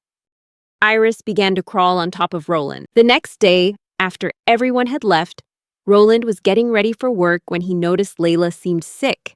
He had prepared a meal and told her to eat it whenever she felt like it. Layla tried to speak, explaining the possible cause of her condition, but quickly dismissed it, and just asked for a kiss. Roland obliged without hesitation and kissed her before leaving for work. Melia found out and was surprised that Layla could get sick. She wondered if Roland could even work at a time like this, which confused him, until she asked if he had taken Layla to the doctor. Roland said that he hadn't, prompting Melia to tell him he should go home early, because people are vulnerable when they're sick and feel lonelier when they're weak. Melia admitted that if no one took care of her when she was sick, she'd complain about it for a whole year. She went to relay the message to the branch manager, saying that she would make dinner after work, while Roland would take Layla to the doctor and stay with her.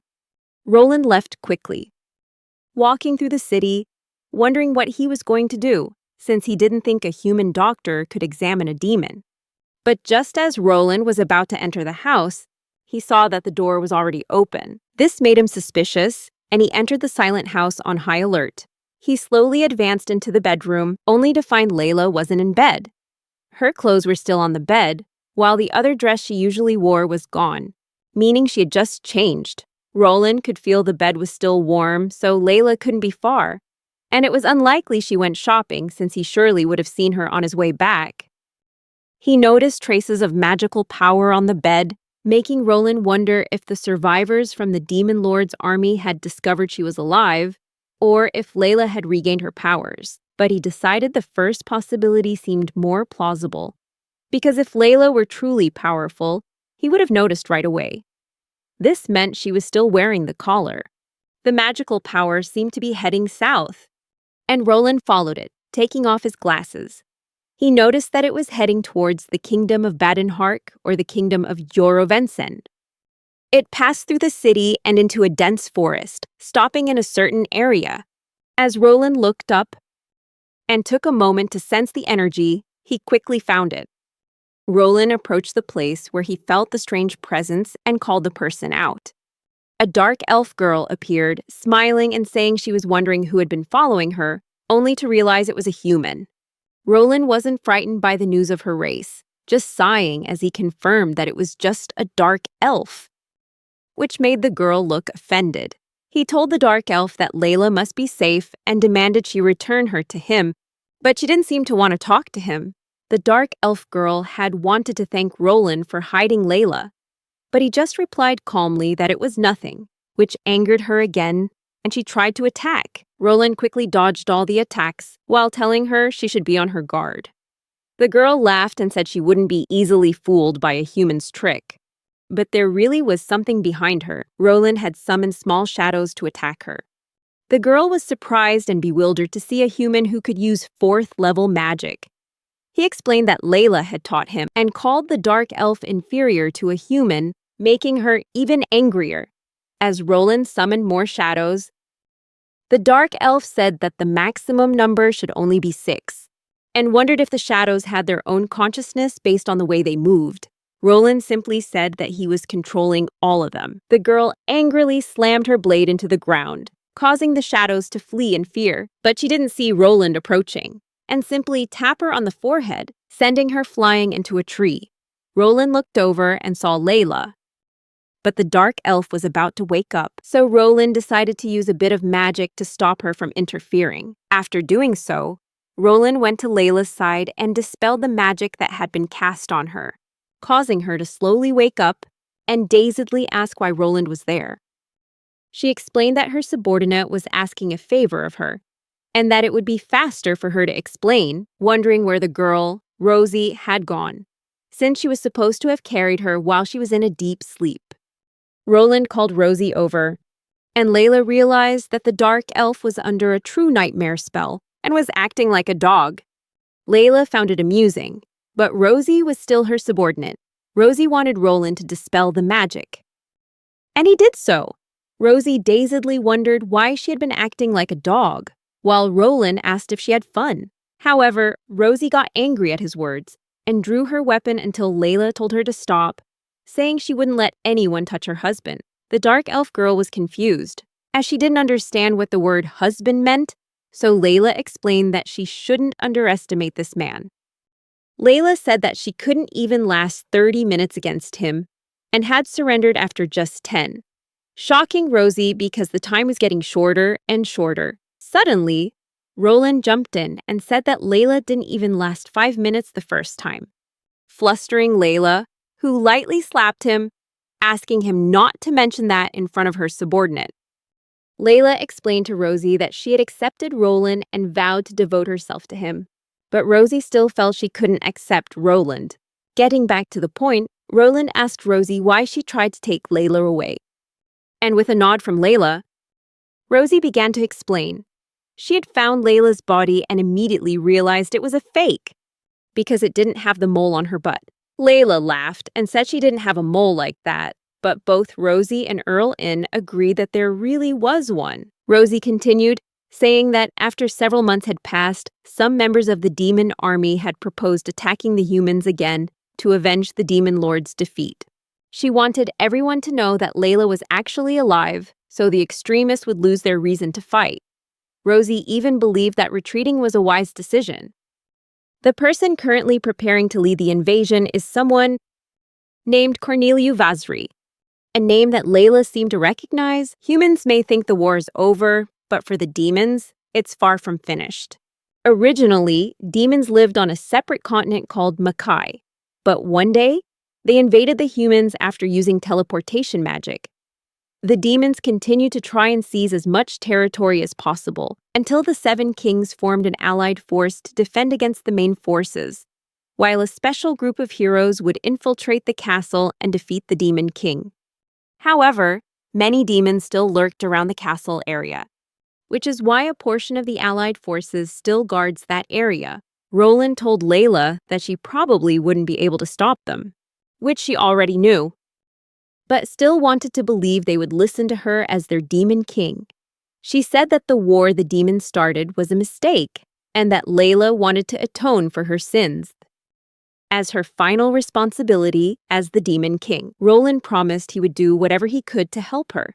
Layla was conflicted, since she didn't want humans to find out he hadn't killed her, but Roland insisted that he had killed the demon king, but that he didn't want anyone to kill her. As Layla came to terms with his words, the demon girl burst into tears and hugged Roland tightly, while Rosie was moved by the scene before her. The 3 of them traveled together through the forest, heading towards a gate that Rosie had set up near a hut. It used teleportation magic and would lead them to a place where Rosie explained there were likely more than 2,000 individuals, including monsters, which would overwhelm the security forces around the castle. They were close to the hut, but when they arrived, they discovered that the gate had been destroyed. Suddenly, a voice echoed through the air, causing everyone to turn and see a small individual sitting on a nearby hill, asking Rosie what she was doing with a human. The stranger was called Delacre, and Layla stepped forward to call her name, announcing that it was her and that she wanted to speak with Corneliu. Delacre gritted her teeth and told Layla to shut up, saying that even if Layla was truly alive, it didn't matter anymore. The small demon used magic to transform into a dragon and began to prepare a breath attack. When Roland asked Rosie if she could block Delacre's attack, she replied that she could, but only once.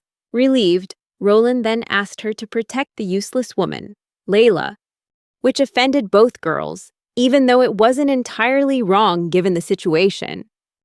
Rosie immediately used her magic to create a shield for herself and Layla, boasting that no one could possibly do anything to Delacre. But when they opened their eyes, Roland was gone. The dragon unleashed its attack, but both girls survived. Rosie wondered where Roland had gone, questioning if he had run away. However, Roland had reappeared right in front of Delacroix. The beast was stunned and tried to launch an attack at Roland, but he simply summoned a small ball of fire, sending it flying toward the dragon. Delacroix was forced back, but it wasn't enough. Roland relentlessly attacked Delacroix, forcing the monster out of its dragon form and causing it to fall to the ground unconscious. Rosie was furious that Roland had defeated Delacroix so easily, but now the three of them needed a new way to get to the isolated island. Layla had an idea and asked if Roland could learn this magic. Roland confidently replied that he could, as long as it wasn't as complex as shadow magic. One lesson later, Roland easily summoned a portal, leaving Rosie to hang her head and sigh, wondering how a human could possibly do such a thing.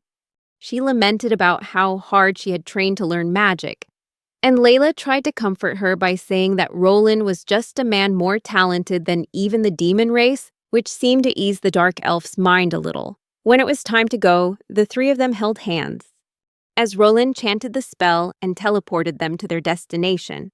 Earning praise from Layla, they finally arrived near the meeting place, and Rosie warned Roland not to do anything reckless. But he just asked if he should kill all the demons, since there were only about 2,000 of them.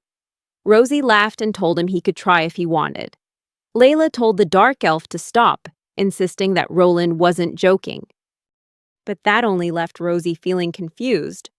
They would move out after a short while, and Layla told Roland she wanted to talk to them before he decided to kill anyone, as she didn't want anyone else to die if it could be avoided. A short time later, it was time to move. But Rosie quickly realized there were no guards. At the tower they planned to pass through. As they got closer, they heard roars and cheers, making the dark elf realize that today was the day of action, something they hadn't informed her about. Roland explained that the dragon was probably just keeping an eye on her, since they never trusted her. But she still wanted to believe they could do it, especially since they had a doctor to check on Layla's condition. The three of them climbed up and saw the massive army gathering, but Layla still tried to stand firm and got everyone's attention.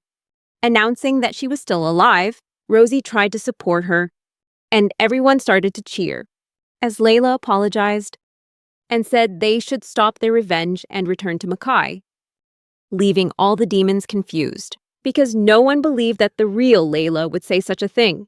None of the demons could sense any magical power from Layla due to her necklace, and they began to suspect she wasn't the real Layla. All the demons went back to cheering with excitement and a thirst for revenge. They were about to have a war against the humans. Roland and Layla realized that the army was heading towards the area where Maylee lived, which meant she would be in danger. Layla tried to get their attention again, but no one looked her way. Layla fell to her knees, still trying to make someone hear her, but her cries were drowned out by the army's cheers.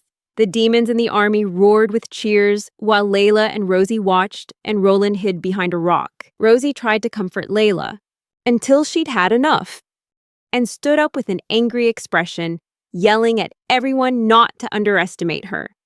She declared that it wasn't that she didn't have magical power, but that she no longer needed it, because she had learned the world's strongest skill: instant death. Cornelius scoffed and said she was lying, but Layla simply replied by telling him to return to the demon world, saying it was her final warning. He continued confidently, telling the other demons to ignore her, as they would rebuild the Demon King's army and conquer the human nations. Layla called him a fool and said he'd always been that way, which was also why he used to be so reliable. She raised her hand, and Roland prepared to summon an attack, so she could strike Cornelius. In just a few seconds, as tears rolled down Layla's cheeks, Cornelius also began to cry, calling out to Layla weakly, finally realizing she wasn't a fake before he died.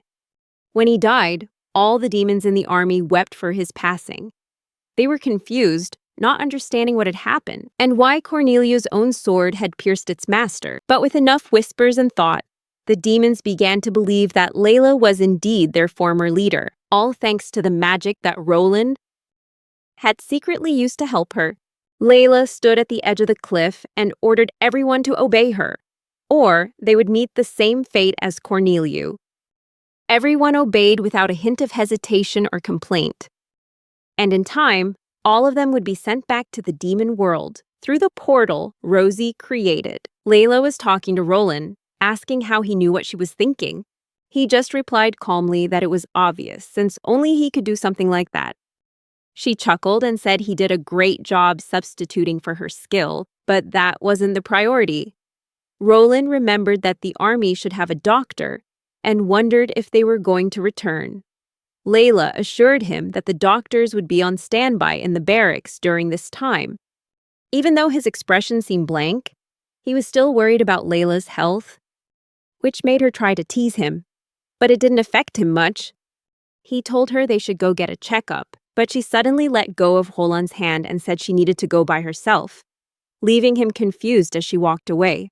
Roland stared into the distance. When Rosie came over and got his attention, asking where Layla went, Roland explained that she had just gone to see the doctor and probably didn't want anyone else to see her. Rosie laughed and said she didn't want to be associated with people like him, as Layla was said to trust the dark elf woman deeply. Compared to Roland, Rosie just kept bragging about herself and asked if he wanted to hear about her stories and memories with Layla, but he was completely uninterested, though she continued without any hesitation.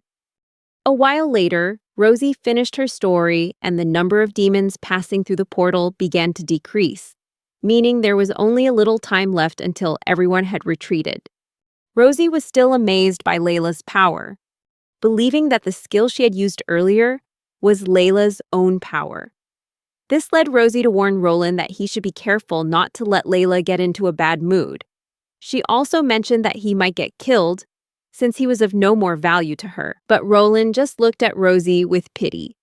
Because she didn't know that he was the one who had created the attack, Roland wanted to ask Rosie one thing. Why was she willing to do so much for Layla when dark elves had absolutely nothing to do with demons? His words surprised her, as it seemed he didn't know much about how the Demon Lord was chosen.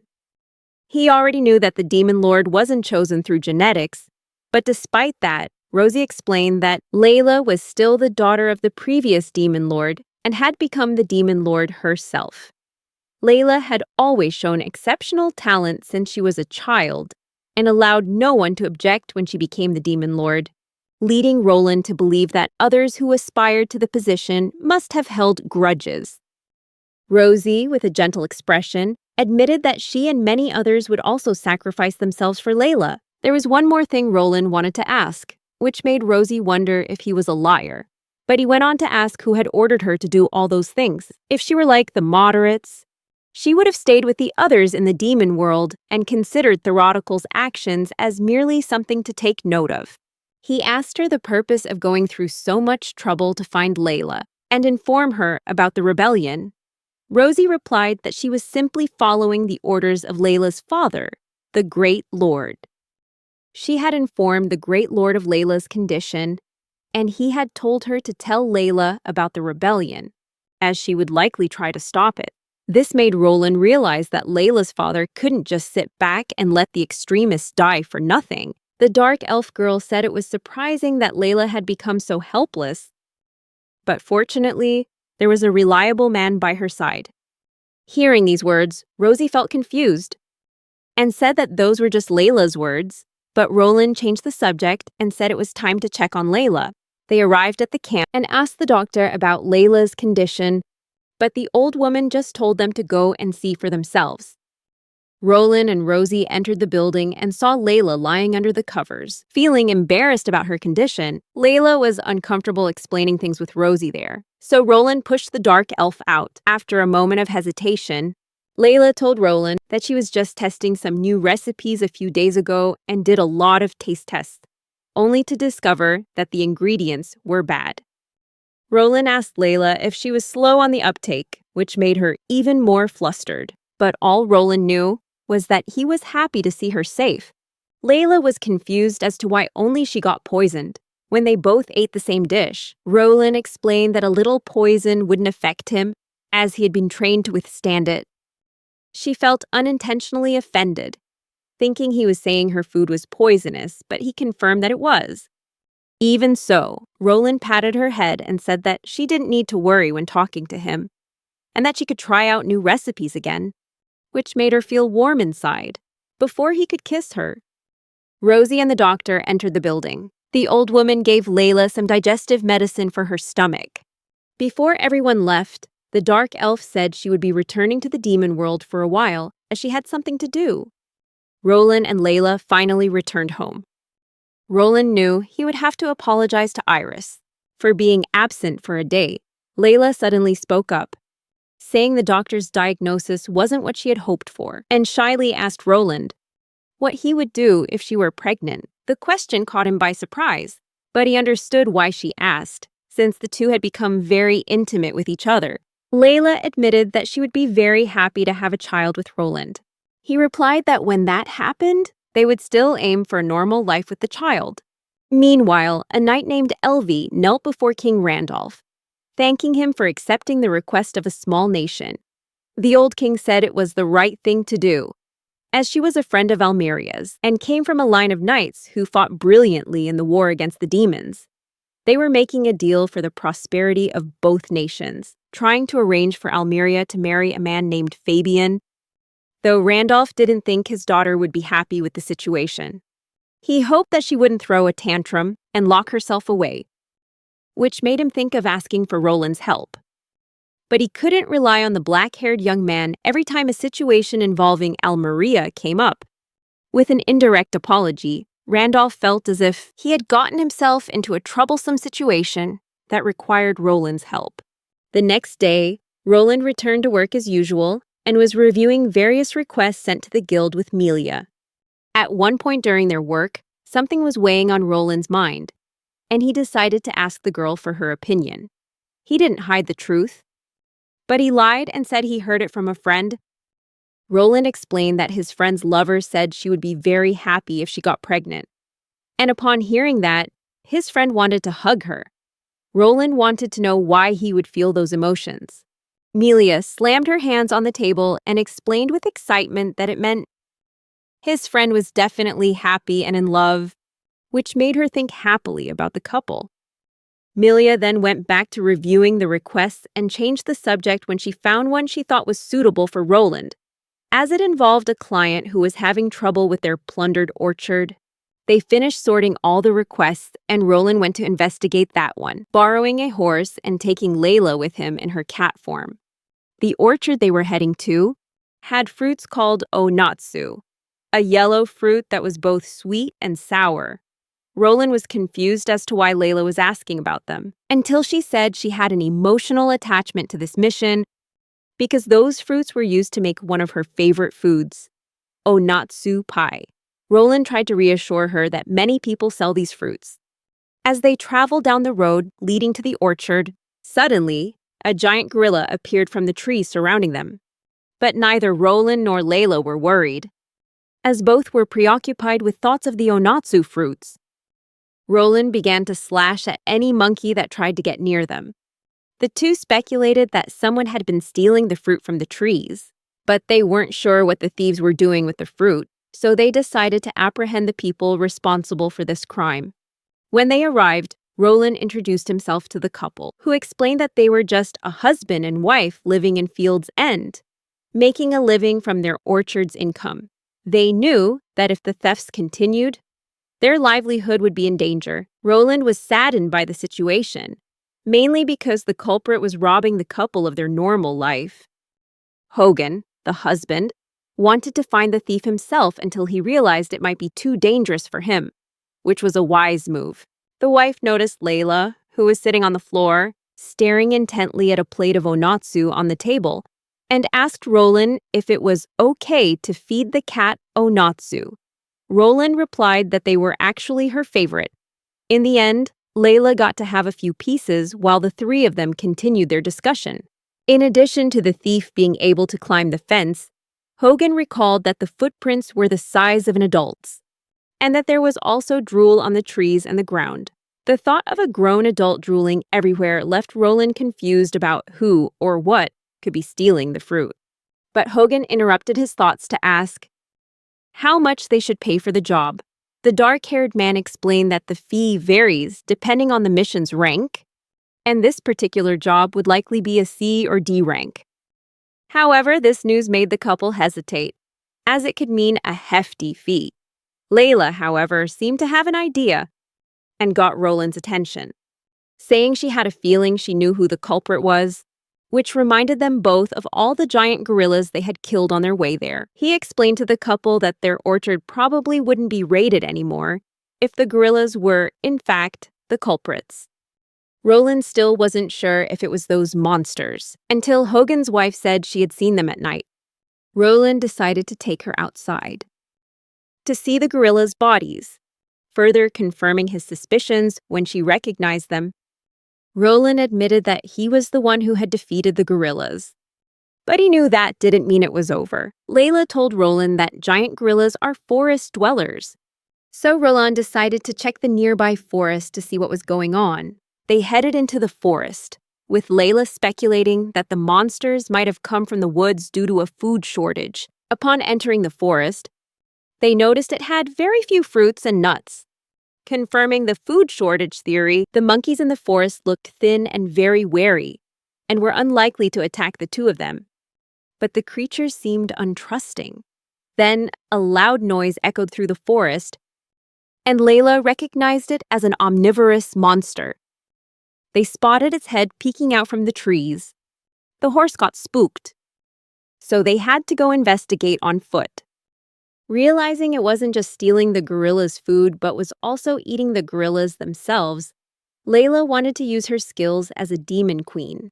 She hopped off Roland's shoulder to try and talk to the Plesius, but she seemed to realize the Plesius was unlikely to leave. This angered her, and she decided to wait on the horse while Roland took off his glasses and showed the monster no mercy. In just a few seconds, Roland managed to grab the Plesius and spin it around to make it dizzy, creating an opening for him to use the fallen trees to impale and kill the monster. Finally, they made it out of the forest. Roland asked Layla if she knew the monster, but she dodged the question, simply telling him she had decided to bring her former subordinates from the human world back to the demon world. Roland said he would help her, as he felt it was his responsibility to protect people's everyday lives. Layla was about to say that in the demon world, there are very few Plesius, but Roland saw no reason for her to mention that, which made her laugh and decide to drop it. When Roland returned to the guild, Iris was already there and asked Roland why he took so long, causing him to apologize. She was confused as to why he was apologizing, but Roland said that she sounded angry based on her tone of voice, which made her feel conflicted about how to act around Roland. Iris told him to sit down so they could talk about the report. Iris mentioned that because Roland had defeated the Plesius, adventurers and the guild had gone to the forest to try and claim the spoils. He said that he already knew and admitted that he might have acted impulsively. But Iris didn't see it as an impulsive decision, as she respected that he helps people in need. Roland's gaze was still focused elsewhere as Iris continued to explain that it's important to build trust through the relationship between staff and clients, which Roland had done very well. Iris also thanked him for bringing Onatsu along and said that would be all for the report. But she remembered that there was a request the king sent for Roland and handed it to him to read later. Roland took it, and before leaving, he decided to tell Iris that her underwear was showing the entire time, and he thought she was doing it on purpose, which made the woman incredibly flustered, while he quickly made his exit. Just a few days later, the guild received a gift from the orchard. Roland gave everyone 2 fruits each, and gave Iris 3, which seemed to calm her down and make her less upset than last time. Roland brought the rest home, knowing that they were Layla's favorite, which touched her with his thoughtfulness. She happily took a bite of the one Roland offered her. Later, Roland accepted the request from the king to be a bodyguard at Almeria's wedding, and told Iris he'd be on a business trip, but Layla thought he was being taken advantage of. Roland said that regular employees don't turn down job offers. They saw a crowd in the distance, approaching to see King Randolph, and happened to see him getting cozy with a younger woman. The two of them panicked and screamed before Roland shooed the woman away and got into the carriage to discuss the request with Randolph. Since Roland didn't want to get involved in political matters, Randolph said he could refuse if he wanted to. But Roland sighed and said he could help since he was already there, which made the old man ecstatic. They were now on their way to the Somali coast, a neutral territory, which made Roland feel at ease being there. He didn't have much information to give Roland other than that Almeria's marriage partner was Fabian Rubens, the first prince of the Rubens kingdom, and his envoy was the knight Elvi.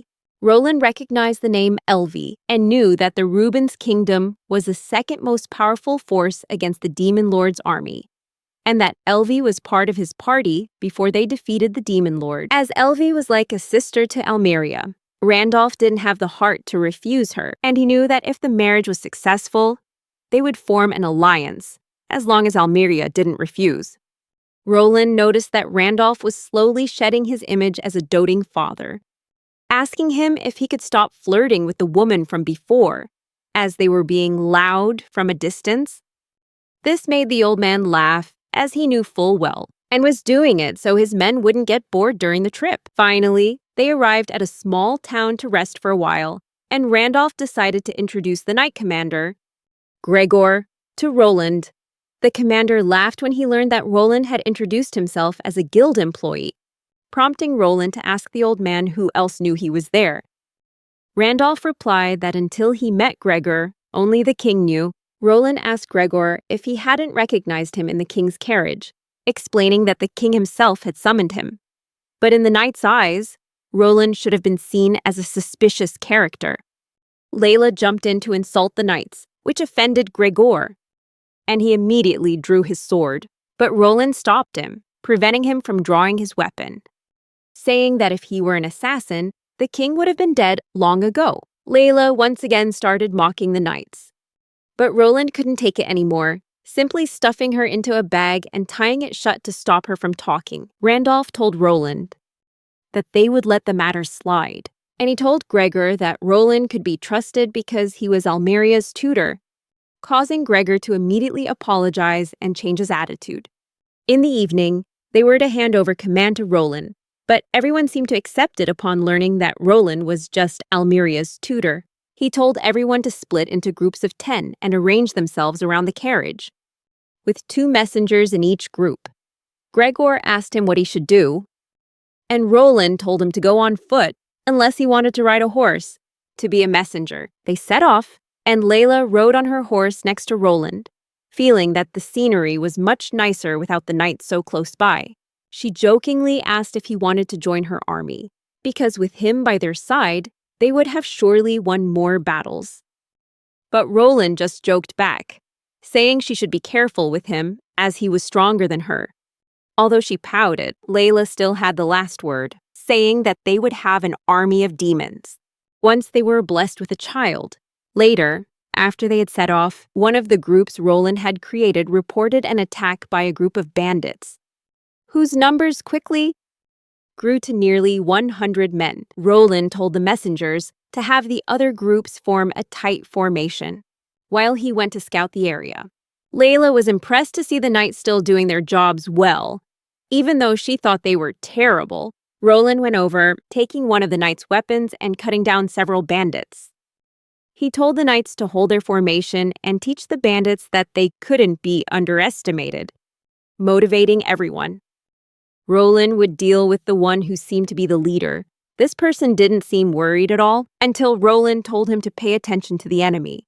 The stranger tried to attack Roland, but he easily parried the blow and snatched the bandit's weapon, then slashed at his arm and stabbed him in the head. Before he could even cast a spell, all the remaining bandits were shocked by this and started to flee, with no major casualties on the knight's side. Roland praised everyone. But the moment was interrupted by Almeria, who charged into the area with the energy to destroy the enemy. Roland explained that they had already retreated. She turned around and saw Roland immediately, which made her excited. Not thinking he was there to stop the marriage, Roland said he was just a bodyguard, but the princess wouldn't listen to him and told him he should rest assured because she would refuse the marriage. Another group entered and reported to Roland that Rubens's army was approaching, causing Almeria to leave immediately, uninterested. They welcomed Prince Fabian, who was glad to see everyone was okay with no major casualties, and asked if Roland had captured the bandit leader. Roland replied that he had killed him, causing Fabian to look down for a moment, before smiling and praising what they had done. Why did he hesitate for a bit? In the end, Fabian and the rest of the army had to leave to meet the king of their country and departed quickly. Roland knew that Fabian marrying Almeria would become the biggest story since the defeat of the demon lord, making them both hope that everything would go well. Layla was finally able to get out of her cat form and ran around the beach where they would be staying while the marriage was about to take place. She told Roland that she was going to play for a while he would be called by someone to go see the king, and witnessed Almeria saying that she, her father, Fabian, and King Rubens would have dinner together. She hesitantly said that she wasn't feeling well that day, but Randolph said they would be there, so she shouldn't say such selfish things. Roland entered the room to offer his greetings, and the girl greeted King Randolph, who told her that she was the daughter of a king, and she should grow up a little. Almeria bowed her head and said she understood. Afterward, the servants accompanying Almeria returned to her room to prepare for dinner. But Randolph stood there with a sigh.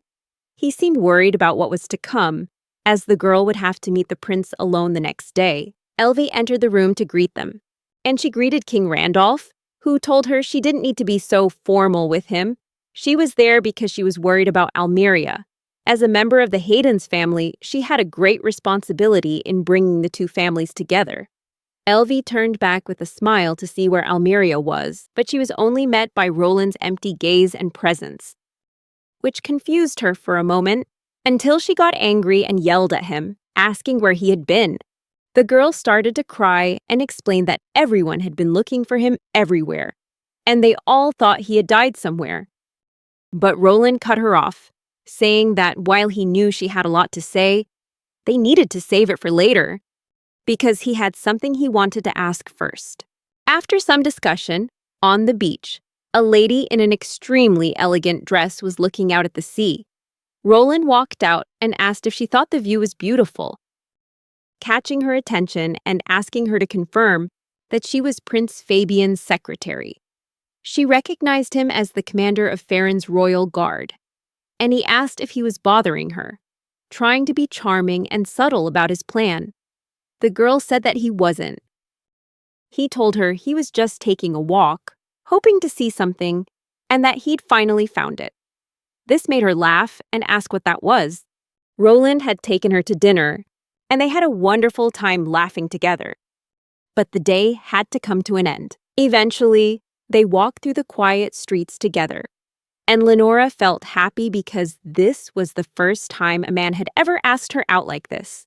Her face flushed from having had quite a bit to drink. Drawn in by her cheerful mood, Roland said he knew a quiet place where they could rest and continue their night. She hesitated for a moment, before blushing even more and agreeing.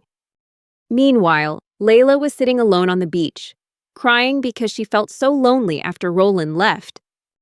But finally he returned, making her indescribably happy. She turned back into her cat form, and Roland headed back with her.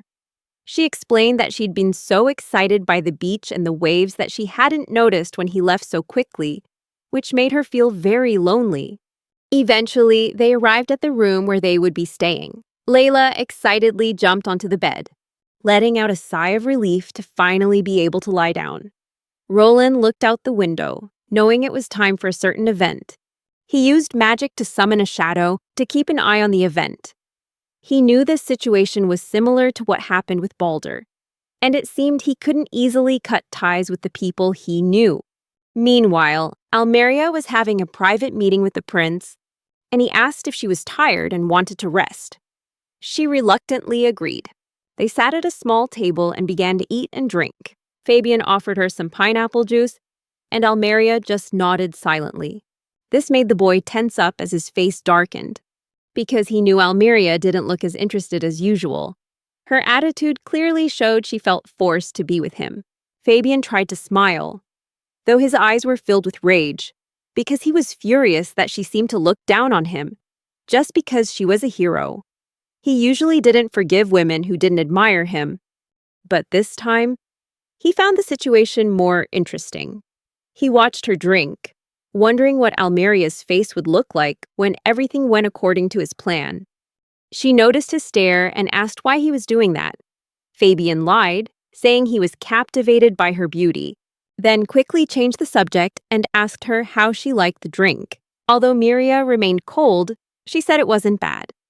But Fabian knew her attitude would soon change, and he would have the chance to do as he pleased. Suddenly, something changed as she pulled away from her glass.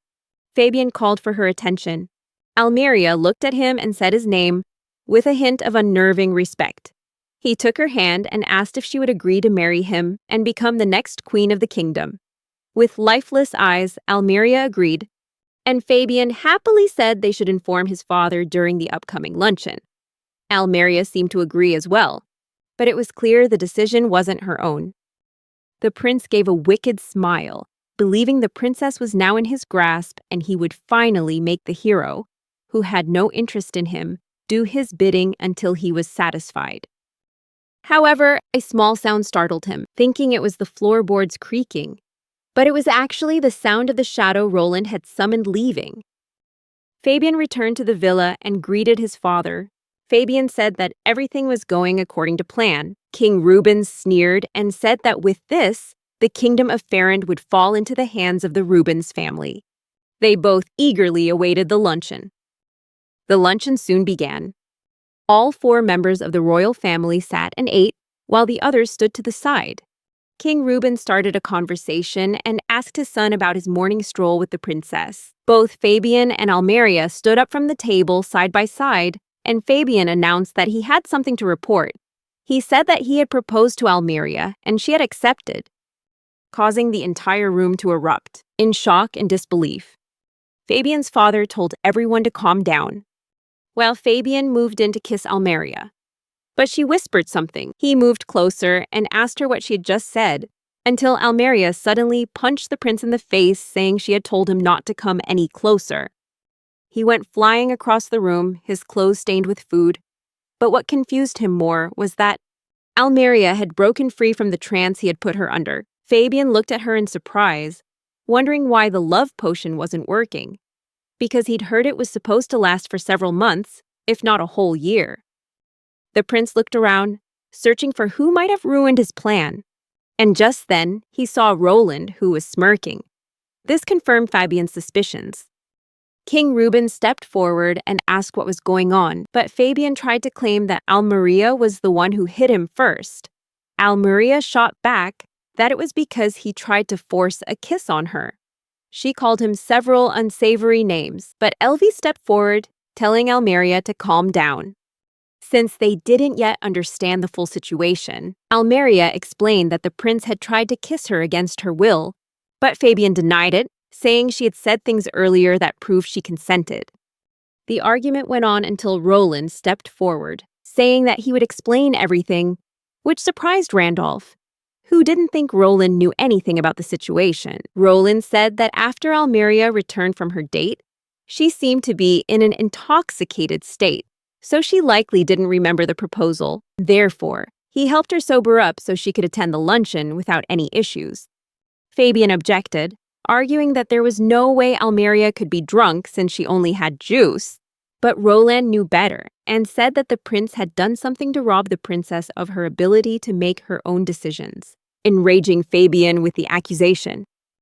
The black-haired man felt things were reaching a stalemate and called for a witness to enter the room. Lenora entered the dining hall and was asked if it was true that Fabian had prepared something before the date. The woman confirmed this, and admitted that the prince had ordered her to give a large sum of money to the cafe's staff and have them spike Almeria's juice with a love potion.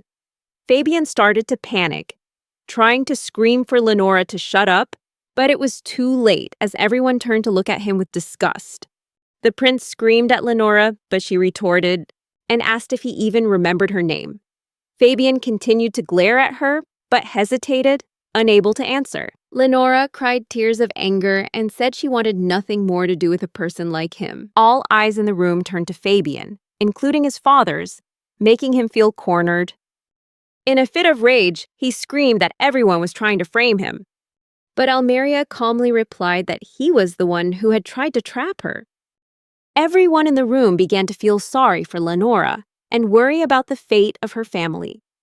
After she dared to stand up to the prince, however, Randolph reassured her that she had no need to worry because she had done the right thing by bravely speaking the truth, even if it meant defying her master. From now on, he would ensure that the kingdom of Farrand would take care of her and her family, no matter what. King Reuben still wanted to salvage the situation. He feigned an apology to King Randolph for his son's behavior and hoped he could overlook it as a folly of youth. Fabian was confused, not understanding why his own father was turning his back on him. But King Rubens insisted that he knew nothing about the situation.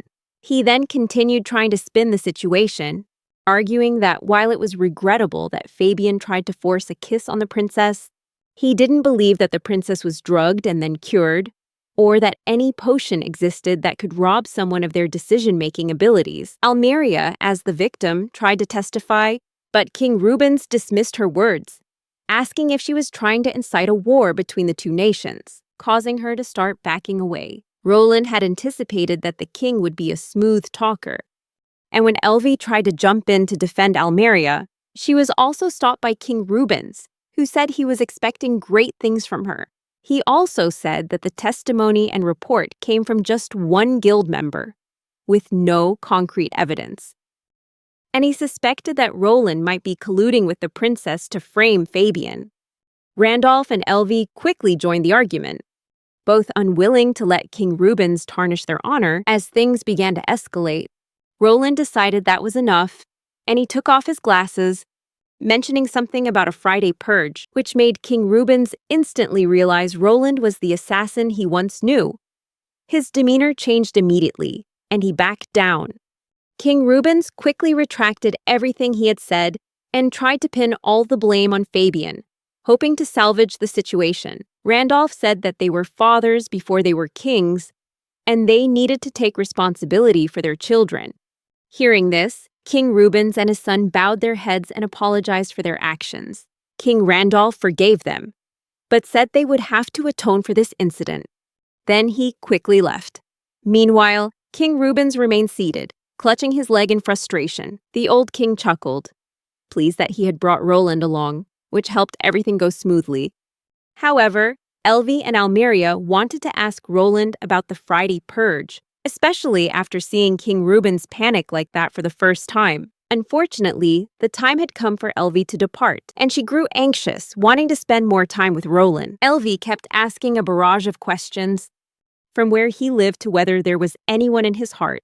But Roland didn't want to answer these questions, simply telling her to go, which led Almeria to tease Elvie about the situation. Elvie said she would write to Roland every 3 days, but Roland told her that was too much, as a new letter would arrive before the previous one even reached him, leaving Elvie feeling both confused and annoyed. Finally, she departed. While Almeria walked with Roland and asked the same kinds of questions as Elvie, along with a few others, but Roland didn't answer her either. When they happened to run into Layla, the cat girl decided to introduce herself to Almeria, which made the girl excited, delighted to see an animal. Layla told Almeria that a good woman should be the one who is pursued by a man. And these words made Almeria start to see Layla as a mentor. Layla went on to explain that she had far more experience than Almeria could ever have in her lifetime. Roland realized it was time for him to leave and went to find Randolph to say his goodbyes. Randolph felt guilty for having troubled Roland. The old man sighed in frustration and admitted that, no matter how ordinary Roland's life was, he would not have objected. If Almeria had married Roland, Roland apologized and refused, causing Randolph to sigh.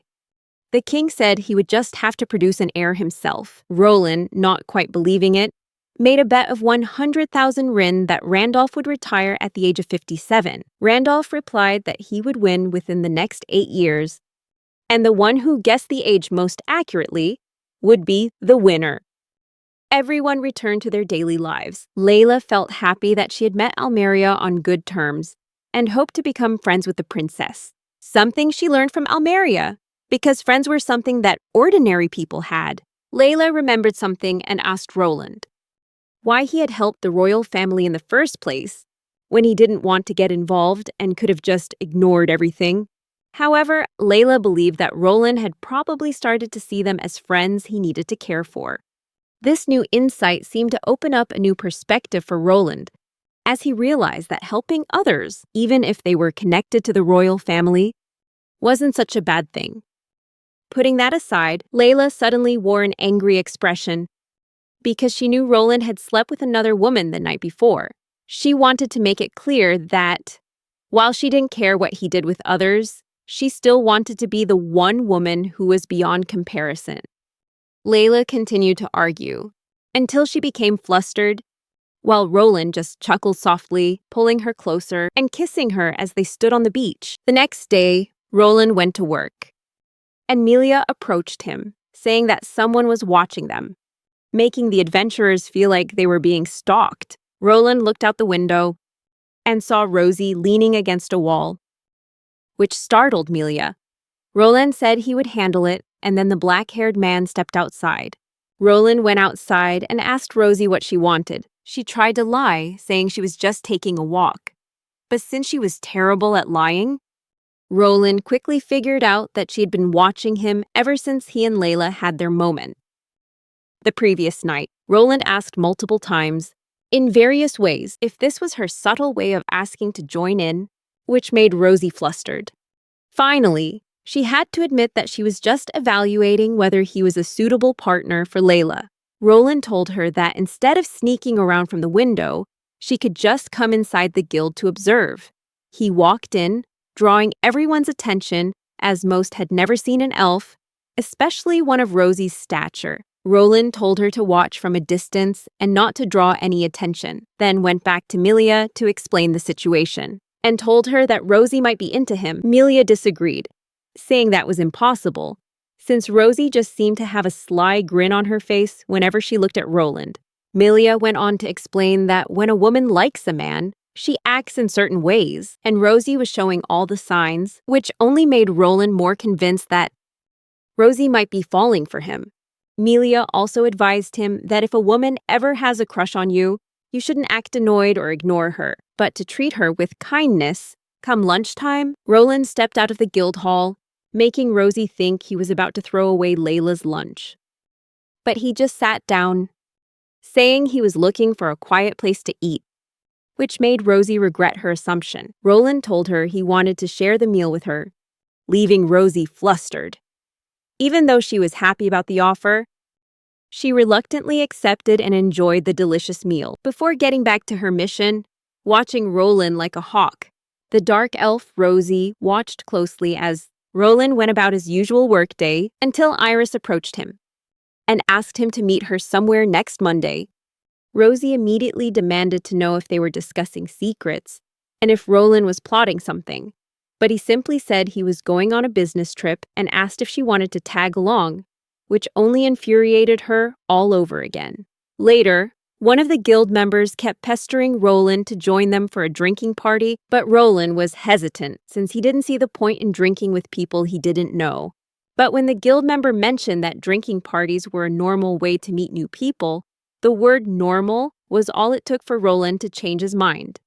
Rosie quickly ran up to the men heading for the bar and asked Roland if he was planning to mess around with other girls when he already had Layla. Roland just replied that it was part of his job.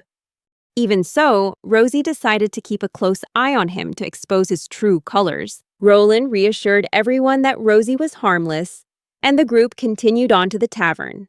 Just before they went in, all the men in the group decided to have a little huddle to decide which girl each of them would go for inside.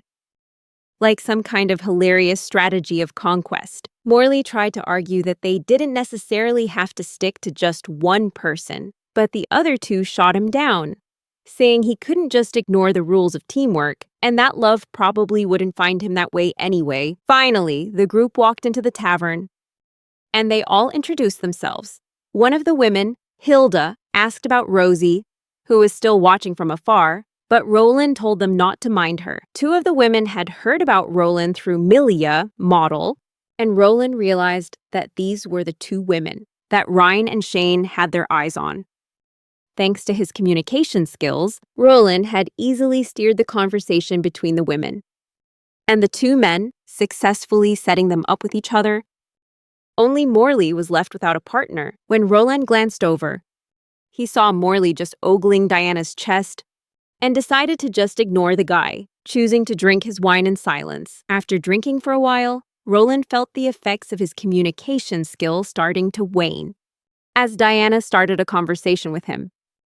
She admitted that she could really hold her liquor, explaining that as an adventurer, she drank whenever she got the chance. Morley suddenly butted into the conversation, asking Roland why he was talking to his girl, while continuing to gawk at Diana's chest. Then, out of nowhere, Morley lunged crudely at Diana, trying to touch her and spewing inappropriate comments. Roland quickly took Morley down, knocking him unconscious. Everyone else continued to eat and drink cheerfully. While Roland chatted and got to know the two female adventurers better, they mentioned they'd heard that missions handled by Roland always went smoothly, and he explained that he simply helped adventurers reach their full potential, which impressed both women with his professionalism. This made Diana start to suspect that Roland was hiding something behind his calm demeanor. She offered him another drink, and Roland asked if that wasn't a bit much, but Diana was just curious to see if Roland might let something slip if he got drunk, which he took as a challenge, since he had never once been drunk in his life. Eventually, it was time for everyone to head home. Roland said goodbye to the men, who thanked him for helping them get to talk to the girls they were interested in. The two men and two women left together, with one of the women getting a piggyback ride. Tom walked beside Roland, and one of the shorter girls asked if they could do this again sometime, to which Roland casually agreed, before walking her back to the inn where she was staying. Diana, the last woman left, led Roland to a quiet, secluded spot, implying they could have a little adventure of their own without being disturbed. However, just as they thought they had some privacy, they were interrupted by a noise in the distance. Roland saw Rosie being harassed by a group of men. He immediately apologized to Diana and said he had something to take care of. Diana chuckled softly as Roland left, knowing she wouldn't let him get away so easily next time. The black-haired man approached the group of men, threatening them by mentioning the rumor that he had as many as 3,000 adventurers under his command. Rosie was surprised by this information, even though she knew it was a lie and an exaggeration. However, Roland only focused on reminding the dark elf girl that she needed to be more careful next time. Rosie thanked him and then suddenly blushed, hastily running away with an angry look, shouting as she ran that she still hadn't acknowledged him. Roland watched her run off, narrowing his eyes slightly, feeling like he was forgetting something, but figuring it probably wasn't important. This might have been due to his earlier conversation with Iris. The branch manager had requested that Roland attend a training session on Monday, and Roland had followed her instructions, bringing Layla along with him. Layla lay on the bed and remarked that it was a bit worse than the previous villa, which had belonged to nobility and couldn't be compared. She looked at the paper Iris had given Roland and wondered why humans had to hold annual training sessions. Roland explained that it was logical, as policies needed to be regularly implemented for everyone in the organization. Layla, the demon woman, wasn't very interested in what was happening, only eagerly waiting for Roland to return so they could eat. Roland, though reluctant, agreed. Layla planned to explore the city while Roland was away, but he warned her that the guards had been reinforced in the city because the princess had been psychologically attacked by a demon not long ago, something Layla already knew. Roland was quite impressed to learn that this event had occurred. He quickly realized that Almeria wouldn't be easily defeated by an ordinary demon, so the one who attacked her must have been very powerful. Layla giggled before bidding Roland farewell and disappearing into the bustling city. Excitement filled her as she walked through the crowded streets, impressed by the diversity of races here. Drawn by the enticing aroma from a stall, Layla ordered 2 skewers of grilled meat that an old woman was preparing. However, while waiting for her food, Layla suddenly noticed a strange cloaked figure in the distance. She was pulled back to reality when the old woman asked for payment. But it was only then that Layla discovered her money pouch was gone. She panicked, and her tears began to flow dramatically. Because her favorite pouch, which Roland had bought for her, had been stolen. Just then, the cloaked figure approached and offered to pay for Layla on the condition that she tell them something. When Layla turned to look, she was stunned to recognize the person under the cloak. Meanwhile, Roland had arrived at the training session location. He entered a building and sat down at a table, listening to talk about today's instructor, a student of the great mage Gilman, a name familiar to Roland. A man walked in, capturing the attention of the entire class, and confidently introduced himself as Samuel, then began his lecture. Roland quickly realized that Samuel's energy didn't match the knowledge he was presenting, as Samuel was only teaching the basics of magic. The person next to Roland asked if he was going to take notes, but Roland simply replied that he could remember everything, which impressed the spiky-haired man. Roland also noticed that many of the employees in the course didn't know much about magic. When Samuel performed a fire magic demonstration, Roland noticed something was wrong and asked for permission to perform his own demonstration. He explained that the magic circle needed to be drawn more simply. To reduce the casting time, Roland drew his circle and unleashed a more powerful fire spell. Samuel fell to the floor in shock, while everyone else in the room was amazed and impressed by Roland's skill. Samuel asked who Roland was, and Roland coldly replied to Samuel that it was a question he should answer himself. Samuel was confused until Roland explained that Gilman never took on students, making Samuel immediately feel threatened by Roland's cold gaze. After a few seconds, Roland returned to his normal demeanor, helped Samuel up, and then went back to his seat, saying that was enough. Samuel returned to the blackboard to continue his lecture, but the entire class had lost focus. Some of the people around Roland started patting him on the shoulder and asked him to show them more of his magic. Everyone was thrilled to see Roland stand up to the instructor. Because Samuel always looked down on the staff members in the class, boasting about his position, 3 of them introduced themselves as Roy, Sheila, and Nina, and Roland reluctantly introduced himself back, wondering why he needed to introduce himself to people he would probably never see again. Sheila mentioned that she'd heard Samuel was sponsored by a nobleman, and Roland wondered what it meant to be sponsored. He quickly understood that this usually meant the person had their own private army or had trained the nobleman's children or served as their guard. Roy suddenly asked Roland if he was going to get in trouble for speaking out against Samuel, mentioning a colleague who had been threatened and fired for doing the same thing. Roland casually said that he hadn't done anything wrong, but just then, a knight burst into the lecture hall, demanding to know who had mocked Samuel. Roland immediately stood up before the other staff members could warn him. Roland didn't understand why what he did was a problem until Sheila explained that staying silent was the normal thing to do, making him feel that he had been too careless. He tried to act as if he didn't want to cause trouble, which moved them with his kindness. But the knight urged Roland to hurry up and follow him.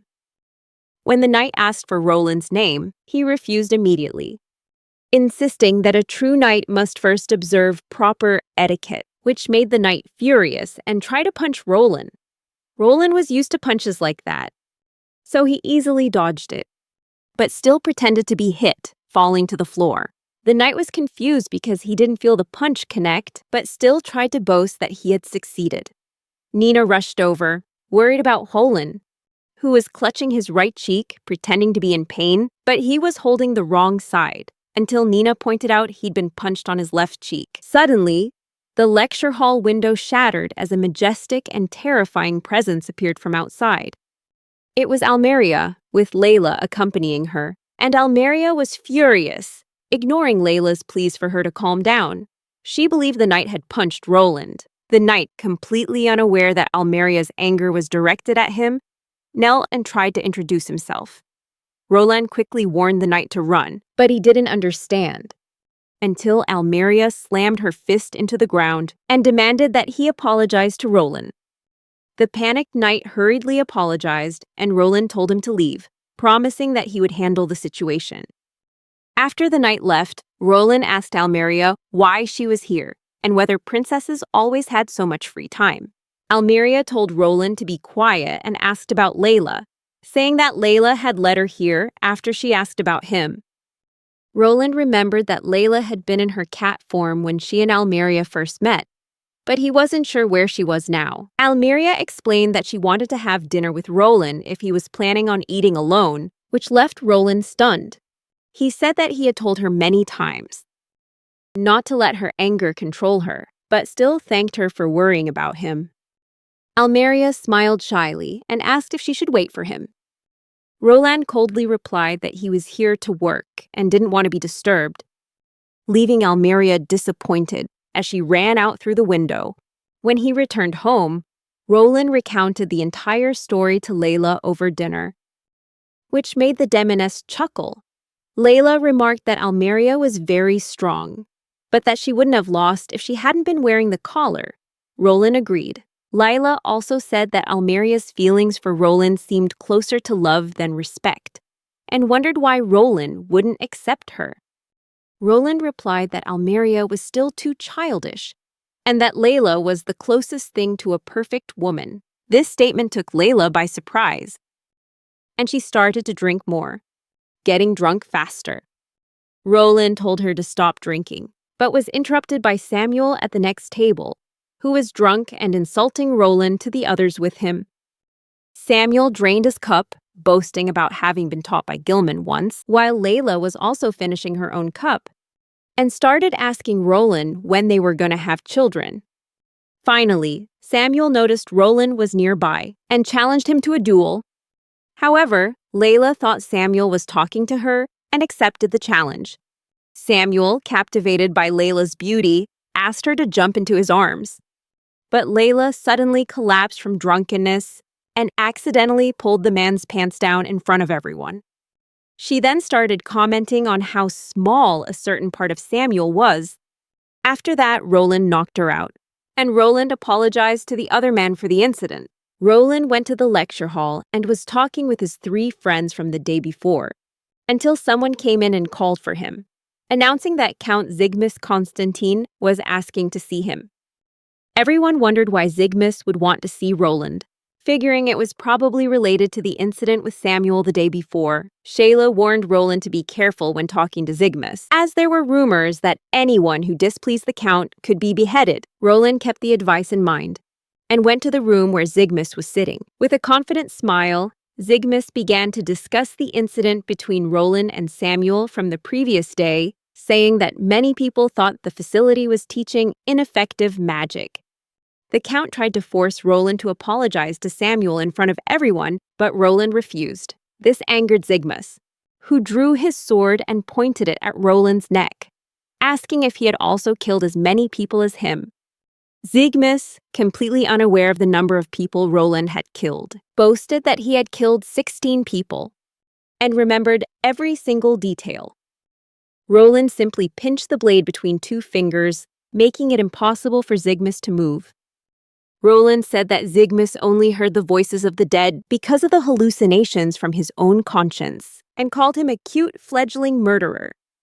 Roland noted that Zygmus only killed on impulse, and each kill tormented him, forcing him to escape reality with alcohol.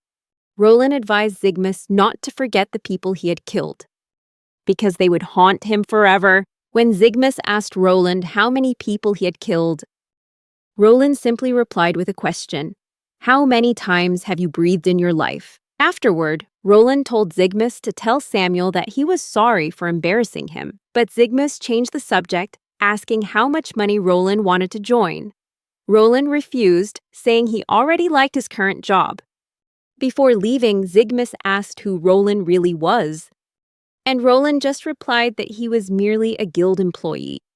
When Roland returned to their lodgings with Layla, he found her still suffering from a terrible hangover from the night before.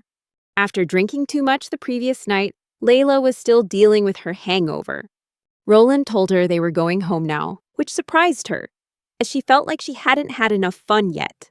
The black-haired man simply told her she could open a gate anytime she wanted to come back, which quickly calmed Layla down. Suddenly, someone ran up to Roland and announced that the guildmaster, Taro Paulo, was requesting to see him. The name was quite familiar to Roland. He told the messenger to tell Taro that he had already left, but the messenger pleaded for Roland to go see him. Roland looked disappointed before agreeing, following the messenger to a specific building and climbing to the top. As they neared the guildmaster's room, the messenger reminded Roland to behave properly in front of him. Roland casually promised he would, but the messenger knew full well Roland had no intention of doing so. He entered the room at the end of the hall, ignoring the messenger's worried words. Taro cheerfully walked over to greet Roland. Surprised to see he had actually become a guild employee, Roland guessed that it was Taro who had revealed to Iris that he used to be an assassin. Taro, with an awkward smile, just laughed and apologized. Taro quickly got straight to the point, saying there were 2 important matters he wanted to discuss with Roland, one of which was about a large-scale mission at the Latte branch, where a massive quest had appeared. When a large-scale quest appears, the nearest adventurers usually rush over immediately to deal with it. However, things always get messy and dangerous, or the quest doesn't get completed, because the adventurers fight over who's in charge. Taro wants to introduce tactical advisors, and Roland was one of the people he had in mind. However, Roland immediately refused and asked why he had to take on this role. Taro explained that was the second thing he wanted to talk about, and asked if Roland knew about the current situation in the demon world. Apparently, there are rumors about the demons discussing the revival of the demon lord, so Taro wants Roland to take command if a large-scale quest occurs. After some convincing, Roland finally agreed, and Taro was delighted, promising to provide more details later. As Roland was about to leave the room, Taro suddenly asked if Roland knew anything about the demon lord's revival. Roland replied that he knew nothing, and that the demon lord had already been defeated by the hero's party. After that, Roland left and rode his horse back to his town through a portal. Layla seemed sad, thinking that the rumors about the demon lord might be referring to her. Roland comforted her, saying it could be someone else, which made her feel better. Layla changed the subject and was excited about Roland being promoted to tactical advisor. She wanted to celebrate with some sake. Roland knew this was just an excuse for her to drink again. As Roland thought about why Taro had asked him about the current situation, he realized that the only person who knew he had defeated the demon lord was King Randolph. Layla asked if something was wrong, but Roland said it was nothing and continued their conversation.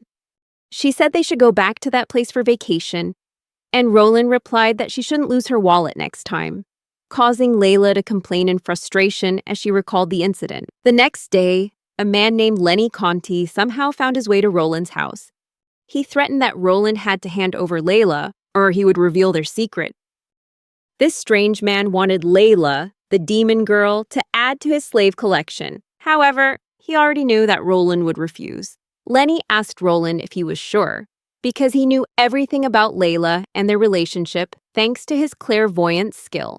Layla warned Lenny not to anger Roland, but he just laughed, not understanding why Roland would be scary. Roland said that although Lenny's clairvoyant skill was powerful, he had relied on it too much. Long story short, Lenny was killed and the nearby birds ate his corpse. When Roland went to work, Melia asked about Lenny and if he had come to Roland's house, but Roland said he didn't know anything about it, which relieved Melia's worries. Even so, she still found the clairvoyant skill terrifying, and Roland agreed, but also knew that some things are better left a secret. When he got home, Layla brought up how foolish Lenny had been, and said she had never seen Roland that angry. She wondered if he was worried that Lenny would take her away. Roland wanted to drop the subject, but he admitted that if Layla were captured, it would be a huge pain. Layla hugged Roland tightly and spoke an ancient demon word, which means, "May your happiness never end." Roland kissed her hand and returned the sentiment, making Layla blush. She was about to kiss Roland, but he pulled away, leaving her confused. Roland went outside because someone was at the door. It was the former slaves of Lenny, the man Roland had killed. They came to thank Roland for rescuing them, but they didn't know how to express their gratitude. So they offered to help with anything he needed. He asked them if they wanted to try becoming adventurers, and none of them refused. So he and Layla helped them get cleaned up. And Layla also prepared a meal for them. The girls thanked her, and one of them told Roland that even if he hadn't helped, someone else would have sooner or later. Finally, the girls asked if Roland could give them names.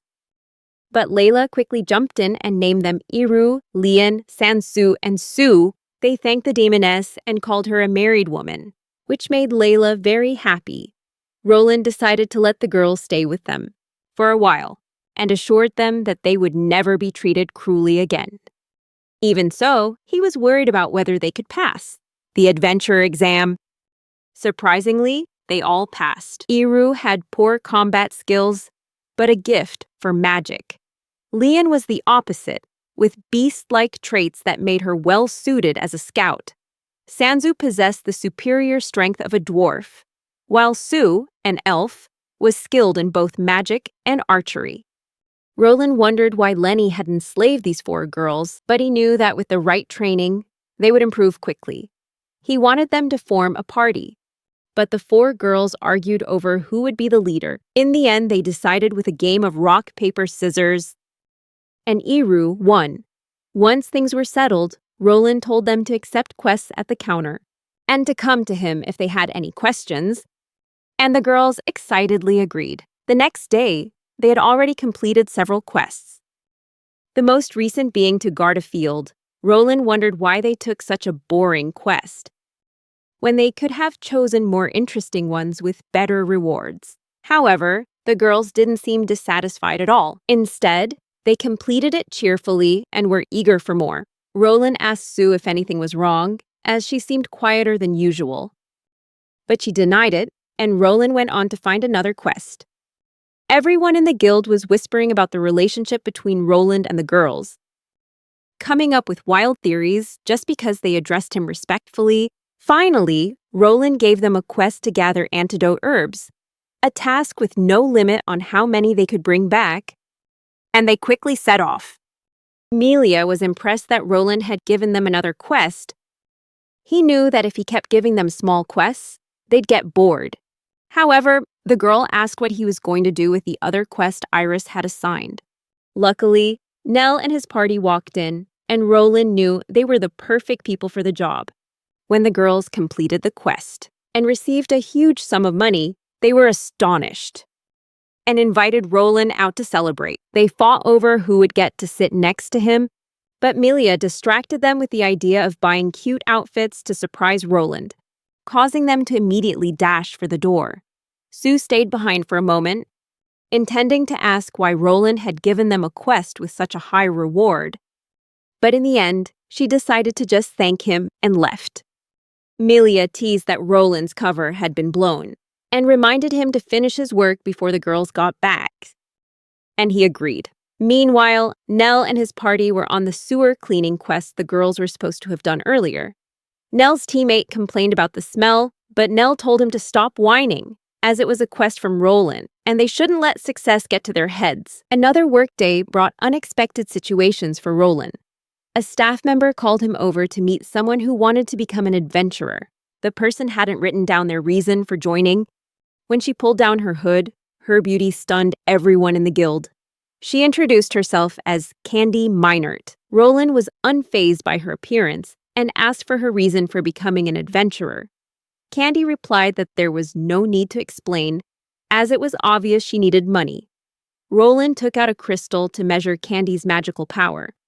The crystal glowed brightly, creating a gentle breeze that blew through Candy's clothes and hair. When it was done, the crystal made a crackling sound, and everyone in the guild gasped in awe. Roland stated that Candy's power level was 1,000, equivalent to a C rank. Candy giggled, surprised, and called it amazing. Some kind of energy emanated from her, enchanting the male staff members. While Roland remained unaffected, 2 male employees fell to their knees, while the female staff looked on with disgust. Roland noted that she had excellent magical capacity, but he still required her to take a practical test. Candy hesitated for a moment but then agreed. They both stepped outside and Roland told her to attack him without holding back. Candy created a magic circle and summoned a staff from the ground. She smirked, asking if Roland was scared, but he just calmly told her to come at him. Candy got angry, swinging her staff to attack, but Roland easily dodged and appeared behind her. She tried to use her charm magic on him, but Roland quickly dispelled it. Candy fell to the ground, bewildered, and looked up at him in confusion. Candy asked Roland how he knew about her identity, but he just smiled and said it was a secret. After returning to the guild, Roland told her she had passed the test and was now considered an adventurer, able to take on quests starting the next day. However, Candy seemed drawn to the fact that there was a man stronger than her. While all the other men in the guild were trying to ask her to dinner, form a party, or even propose, Candy rejected them all and declared that she already had plans with Roland that evening, surprising everyone as she left with him for a secret location. Finally, they arrived at Roland's house, which confused Candy, who asked if it was a restaurant. Roland laughed and corrected her, saying it was his home. Just then, Layla walked up, greeted Roland, and asked if he wanted to take a bath with her. Roland just chuckled and told her to greet him more normally. But Layla just laughed, saying he'd never corrected her before. Suddenly, Candy recognized Layla and called out her name. Layla recognized Candy too, calling her Dee. Layla threw her arms around her, overjoyed to know Candy was still alive after thinking she'd been killed by the hero. Candy almost thought this was an imposter, but there was no way. She was still confused as to why Layla no longer had any magic. Layla explained that she was officially dead to the public due to certain circumstances and invited Candy inside for dinner. Candy, whose real name was Candace Minerod, was a vampire who once belonged to the Demon Lord's army, something Roland had realized early on. He explained the traits that had helped him figure it out, especially from his memories of the Great War. Layla asked Candy why she became an adventurer, and she replied that it was to earn money and hide her identity. But Candy added that she wasn't being forced and was just trying to have some fun. Layla laughed and asked if this fun involved using her demonic eyes to control men. Candy didn't hesitate to confirm it, saying it was for self-defense. Roland, knowing that wasn't entirely true, brought up how Candy had tried to use her eyes during the practical exam. Candy just laughed and said it was because he was too strong. Their exchange made Layla jealous, and she warned Candy that she couldn't use her demonic eyes on Roland. Candy was surprised at how Layla had become a completely different woman from her former lonely self, which flustered Layla. Roland changed the subject and asked Candy if she planned to live as an adventurer, and Candy confirmed that was her plan. Layla offered to let Candy stay at their house until she earned enough money for her next journey. That evening, while Roland was washing dishes with Candy, he asked if she was okay with not drinking blood for so long. Candy just teased him, implying that maybe he was more concerned about her than he let on. Roland was just curious as Candy explained that her life was like an emotional roller coaster, with a terrible feeling of prolonged hunger and the euphoria of satisfying it by drinking blood. He asked if she wanted to drink his blood, which left Candy stunned and flustered, saying that Layla would scold her if she did. Roland just smiled, saying that Layla usually takes long baths. The next day, Candy was frustrated that trying to complete enough quests to earn a living on her own was so difficult. Roland explained that everyone starts at a low rank, and the rewards correspond to their level, which disappointed Candy.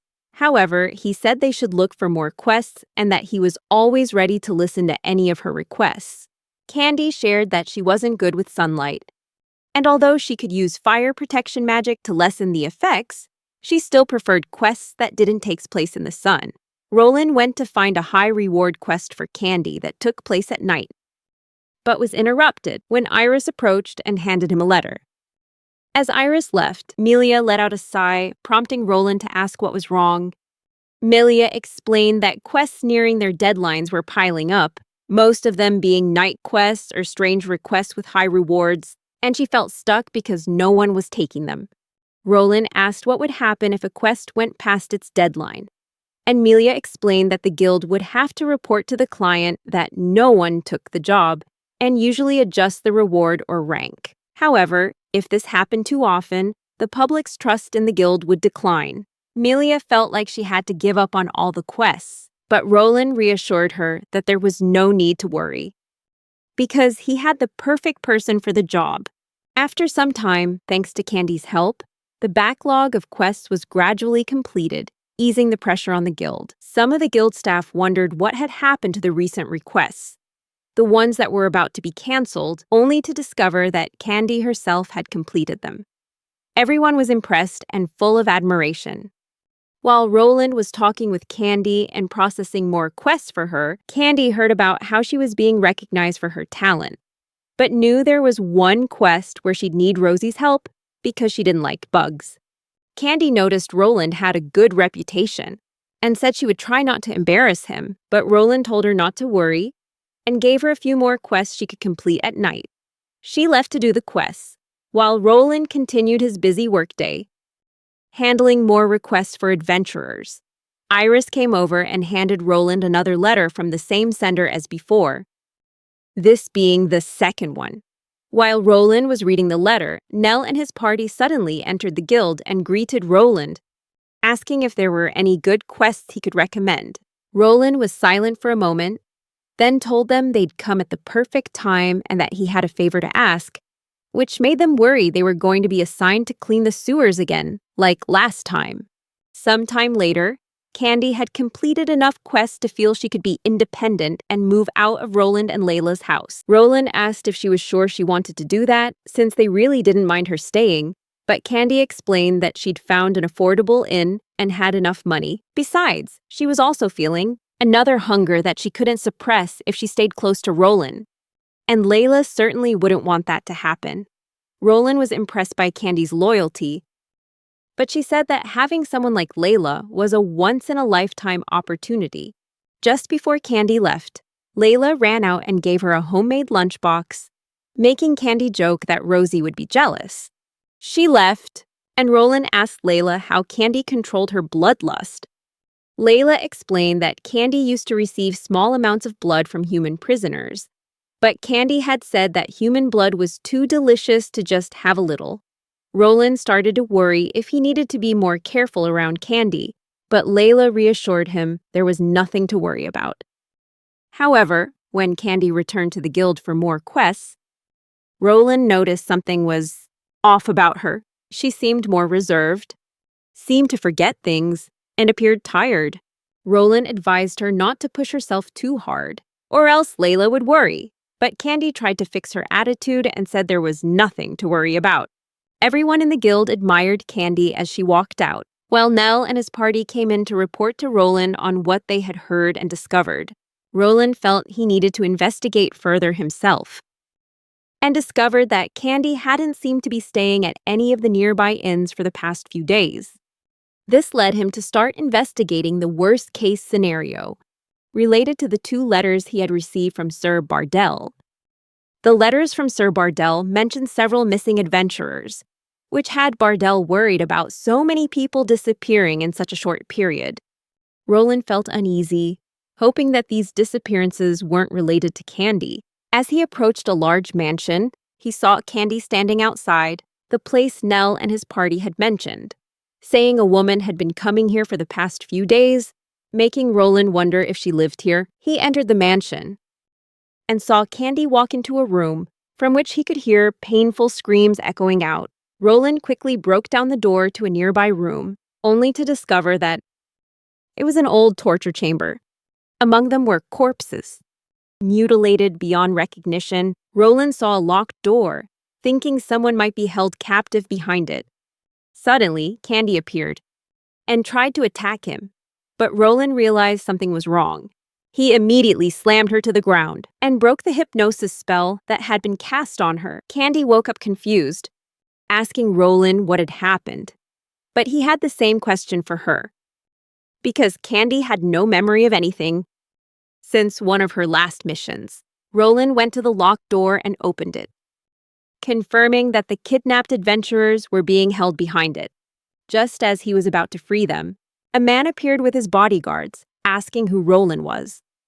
Roland calmly introduced himself and explained that he had followed Candy to find out why she was acting strangely, which led him to this mansion. The short man said that he would have to file a complaint with the guild about this incident. But Roland quickly reminded him that the Lord himself had asked him to investigate the missing adventurers. Roland then asked why people were being held captive in the room. The man tried to blame Candy, claiming she had used her demonic eyes to seduce him and force him to do terrible things. Roland realized this man had been in the war and might know Candy's true identity. Roland asked if a vampire's bloodlust would be strong enough to break a hypnosis spell, causing the man to nearly slip up. Candy interrupted the conversation and asked what was going on, and Roland explained that this man had used her vampire identity to hide his own pleasure in torturing others. Hearing this, Candy became furious at the thought that she might have drunk the blood of an unworthy stranger. She summoned her magical power, saying that vampires are proud creatures who carefully choose who is worthy of becoming a part of them. She quickly killed all the surrounding bodyguards. The man tried to use his magic against her, but Roland immediately punched him in the face. The man panicked, asking if Roland wanted to make an enemy of the Dalton family. But Roland didn't care and said he would report the incident to King Randolph. The short man was confused, not understanding the relationship between Roland and the king. Candy felt insulted on Roland's behalf, but Roland calmly said he still needed to teach this man a lesson. Roland ordered the man to lie on the bed in the torture room, and the man began to cry and beg frantically.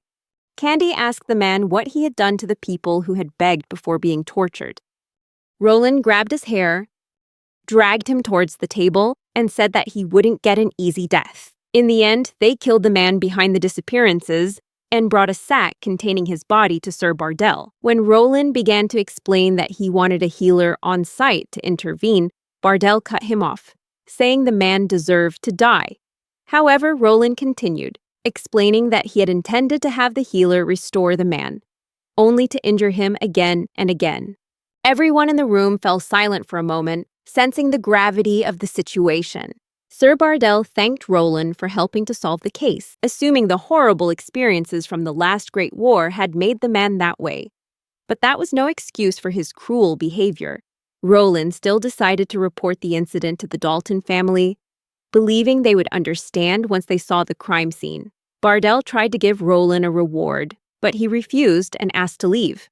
On the way back, Candy wondered why Roland refused the reward, and he explained that he didn't do it for the money. Roland then asked Candy how someone as strong as her could be hypnotized by such an insignificant man. Candy, embarrassed, explained that vampires become weak in the sunlight, especially against magic. Roland recalled that during the Great War, vampires only appeared at night, and the Fire Guard spell only helped them move under the sun, but it couldn't protect them completely. Candy admitted this was the first time she had revealed this to a human, and Roland promised to keep it a secret. As they were returning home, Candy realized that the man might not have known she was a vampire. He hypnotized her simply because she was a beautiful woman. Roland gently tapped her on the head, telling her not to underestimate humans and not to make him worry. Candy joked, saying that if Roland kept caring for her like that, she would actually get serious about him. Finally, when they arrived home, Candy thanked Roland for saving her from having to drink the blood of such a disgusting man. She confessed that drinking someone's blood is almost like an act of intimacy, which made her both embarrassed and furious that she almost did it with someone she considered so inferior. Candy thanked him again, but Roland didn't think it was a big deal. However, it was different for Candy. She began to understand why Layla loved Roland, and slowly she started to feel the same way. She hugged Roland and bit his neck, but without drawing blood. Roland was confused, but didn't resist. And Candy explained that it was a sign of a marriage proposal, a deliberate act to show that she cherished him. Candy expressed her deep love for Roland from the bottom of her heart. She drew her own blood and offered it to him. to officially bind herself to him. Roland accepted without hesitation. Moving Candy to tears of happiness, they shared a kiss and held each other in a moment of bliss. However, someone had witnessed the scene and asked what was going on. It was Layla. Roland quickly made an excuse, saying it was just part of a ritual, but Layla, suppressing her anger, yelled that she didn't believe him. After a tense moment, Roland and Candy managed to calm Layla down and put the female vampire to sleep to de-escalate the situation. Roland tried to explain further, but Layla told him not to because she could smell the blood on him and had already figured out what happened. Roland held her face in his hands, causing Layla to blush and step back in surprise. When he told her she didn't have to wait for him, Layla gently replied that she did it because she wanted to, even though she hadn't expected to see that. Still, she was glad he was safe, and she welcomed him back with a gentle gaze.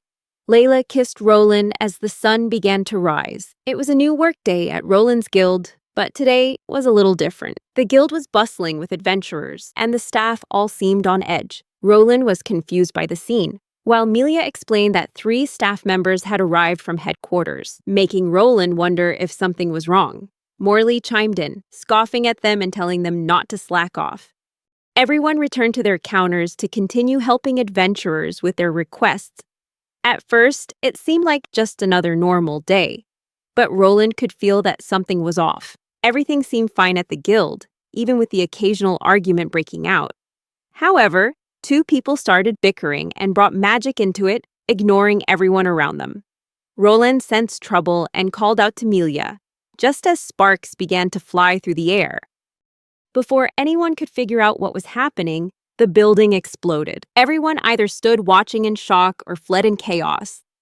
Staff and adventurers scrambled to escape from the rubble. Roland made sure Melia was safe after the explosion, while other adventurers used healing magic to help the injured, or gossiped about the argument between the 2 who caused the incident. Melia figured it was a lover's quarrel, but Roland thought it was more complicated than that, and that the explosion was just a diversion. He couldn't believe 2 adults would cause such a scene just over an affair. Roland continued to think deeper about the real purpose behind this incident. Roland quickly deduced that the explosion might be an act of terrorism and was about to run off to catch the culprits, but the 2 who caused it had already taken responsibility and apologized. Iris came out looking bewildered by the chaotic scene, while Melia and Roland decided to leave the matter to the branch manager. The manager gave the couple a stern warning, despite the severity of the incident. However, no matter the punishment, the guild still had to close temporarily for repairs. Iris recalled that there were representatives from headquarters who had visited and given the guild a large sum of money. Many thought that money would be used for repair costs, but Iris suggested using the money to organize a resort trip for the staff. Everyone agreed and excitedly set off for the destination. Melia happily leaned out of the carriage window, prompting Iris to remind her that it was dangerous. Melia apologized, while Layla was annoyed by the girl's excitement. Roland turned to Layla and asked if she'd forgotten her wallet in her excitement for the trip, which silenced the demoness.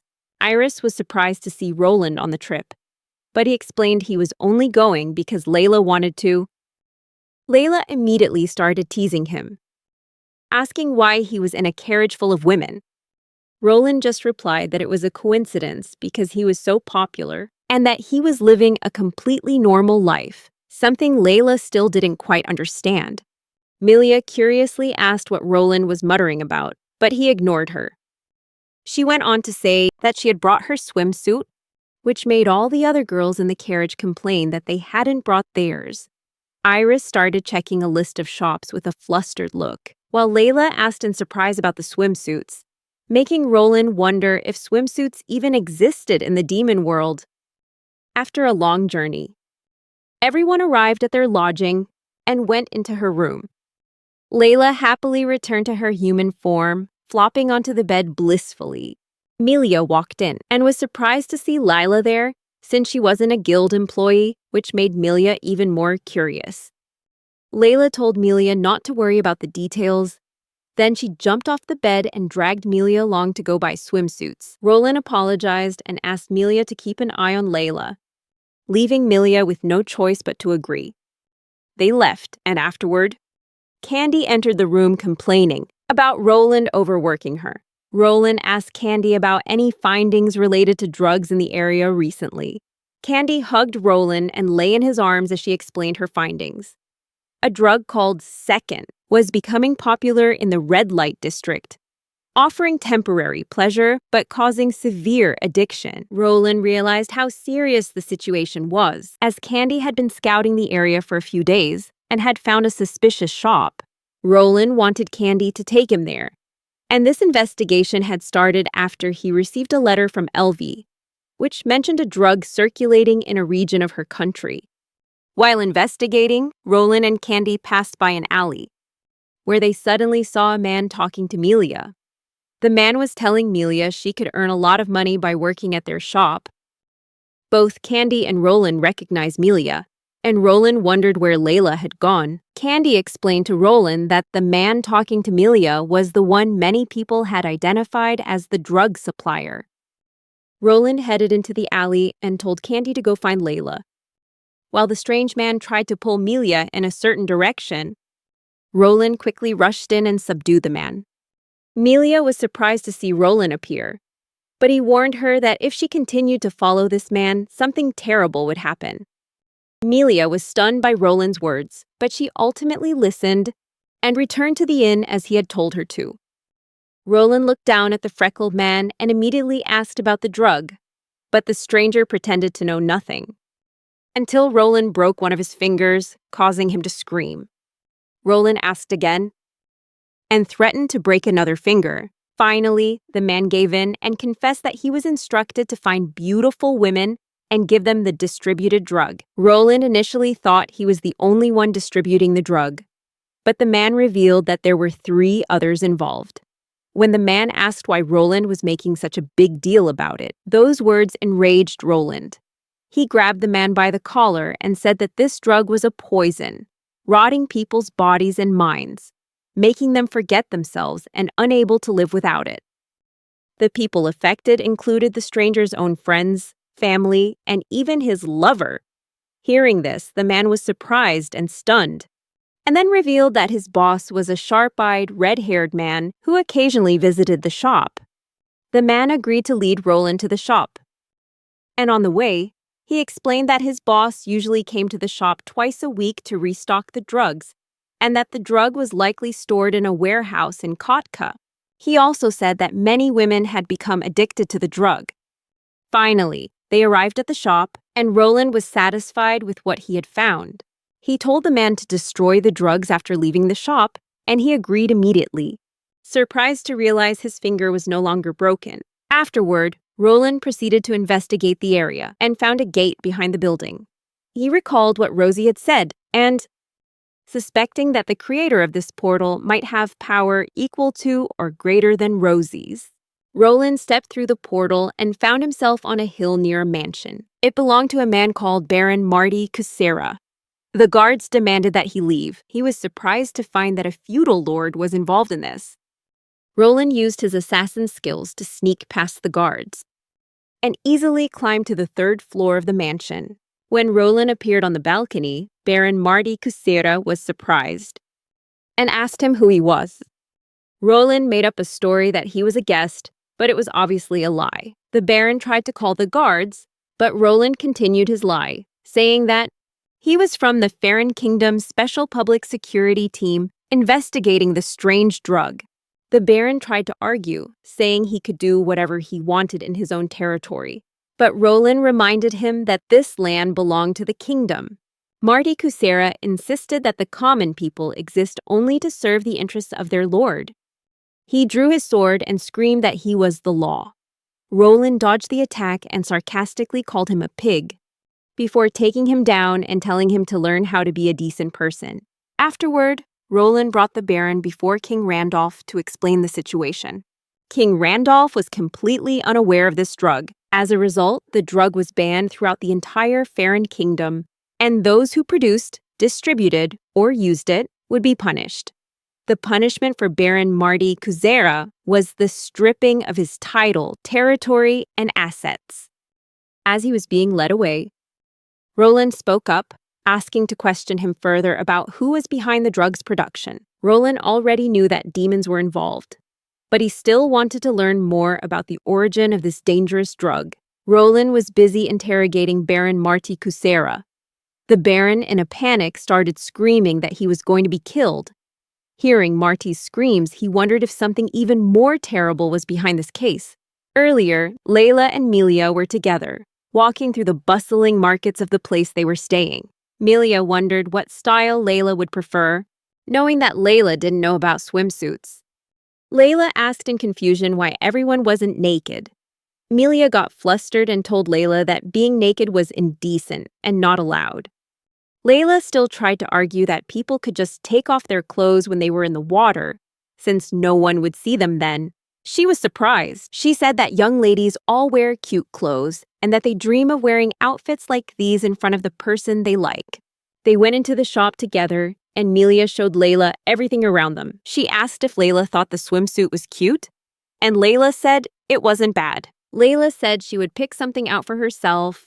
Melia wasn't against the idea. She felt as if anything would suit Layla because of her enviable beauty. However, Layla noticed someone in the distance, far from them in the crowd, and she started running after them before Melia could realize where she was going. The two of them began to get separated. Layla kept chasing the mysterious man, whose coat was dangling from his shoulders. She continued to follow him until he stopped in front of a warehouse. She debated whether or not to call out to him.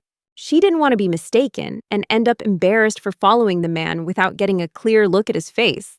Layla saw the man enter the warehouse. Layla stood confused in front of the warehouse door, trying and failing to open it. She peered through the window with a frustrated look when Candy, the vampire, suddenly appeared from behind.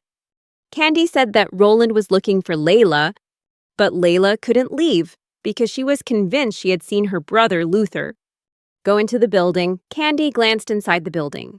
Layla felt the situation worsening as she realized Luther was involved. She asked Candy what was inside the warehouse, but before Candy could explain, Luther, whom they believed to be dead, walked out and greeted them with a smirk.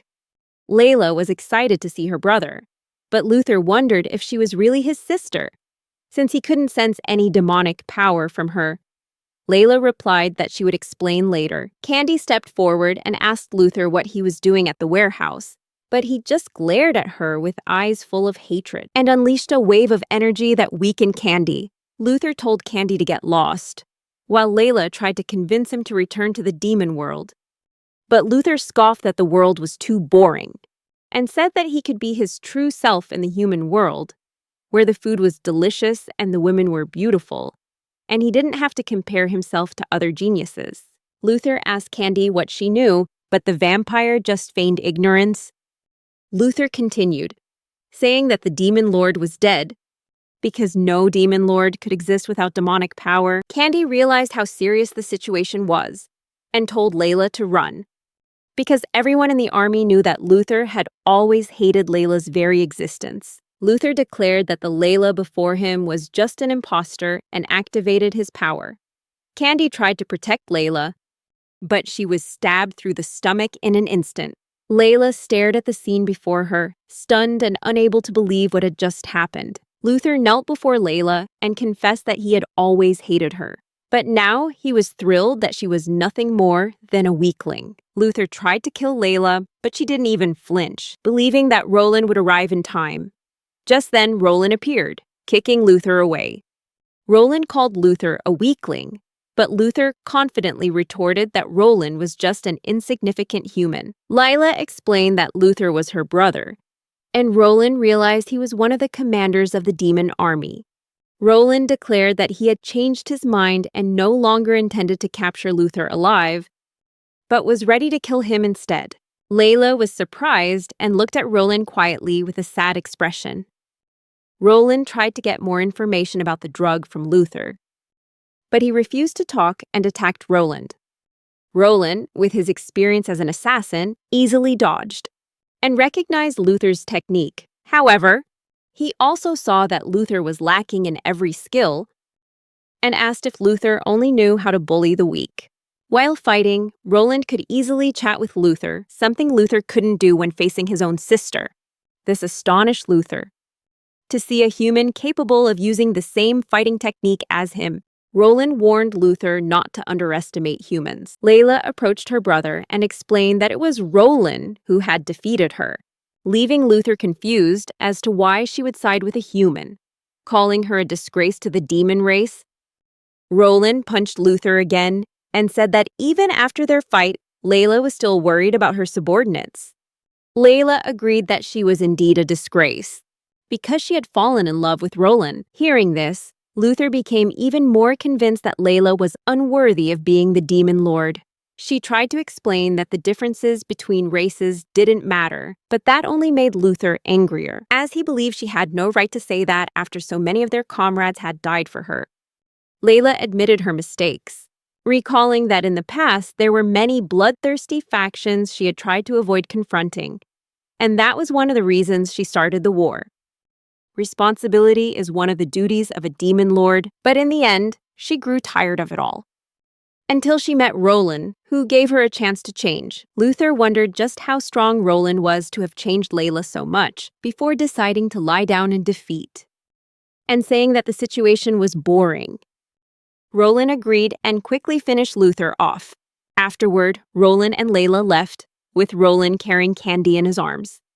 He asked Layla about soul magic, a type of magic forbidden in the demon world because of the burden it places on the caster.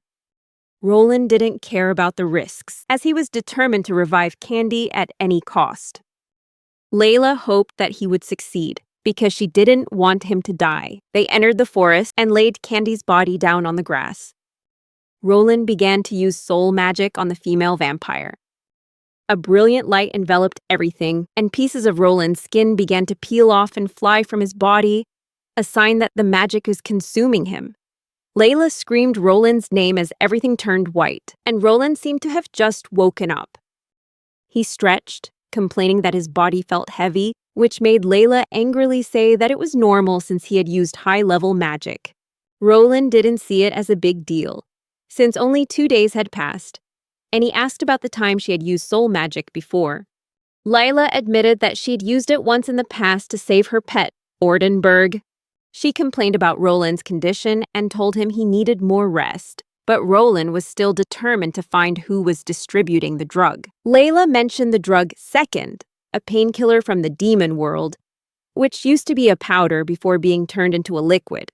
She explained that it doesn't harm demons, but it seems to have side effects on humans. Layla wondered how Luther knew all of this. Just then, Candy entered the room, explaining that she felt completely healthy thanks to Roland. Candy was also surprised to realize her bloodlust had vanished, which she found quite convenient. Then, she urged Roland to hurry up and take action, which confused him, as it seemed Layla was hiding something from him. Roland was taken to the beach, where everyone was in swimsuits, and Layla complained that she couldn't be naked. Everyone welcomed Roland and was happy that he had recovered, and they all started chatting with each other. When they saw Roland stretching, everyone wondered why. He just calmly said that he was going to swim to the island on the other side. The girls were surprised by his intention, but Roland had made up his mind, and they couldn't stop him. The girls then convinced Layla to drop her towel so she could join in the fun with them. Finally, Layla took off her towel and went to have fun with everyone, while Roland did a few swimming laps. The day passed quickly, and when everyone was exhausted, Candy asked about Iris and Melia. Roland explained that they were preparing a barbecue. Suddenly, a crowd gathered around and said that an elf had washed ashore, and they realized it was Rosie. Surprisingly, Rosie had been in the sea, and everyone decided to just let it go and join Iris and Melia for the barbecue. That evening, Melia tried to ask Roland about Layla, and Roland said that Layla had gone shopping.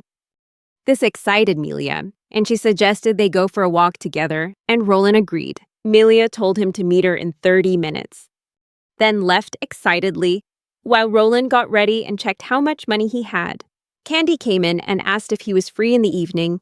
Roland hesitated for a moment before agreeing. Candy invited him to the rocky coastal area to have some fun, without explaining any further, and then left. After that, Iris came in and was disappointed to learn that Melia had already asked Roland for a walk, but Roland thanked Iris for the previous day and was glad that Layla and Candy were happy too. Iris sighed about how she was always surrounded by beautiful girls, then adjusted Roland's shirt and told him not to overwork himself. They both left the room, and Iris said she was going to check on the branch's work in their area since she'd just received some information.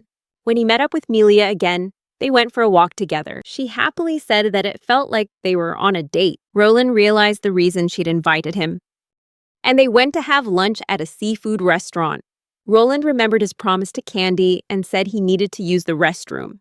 He quickly ran out to the shore, jumped down, and met up with Candy. She sighed, having waited for a long time.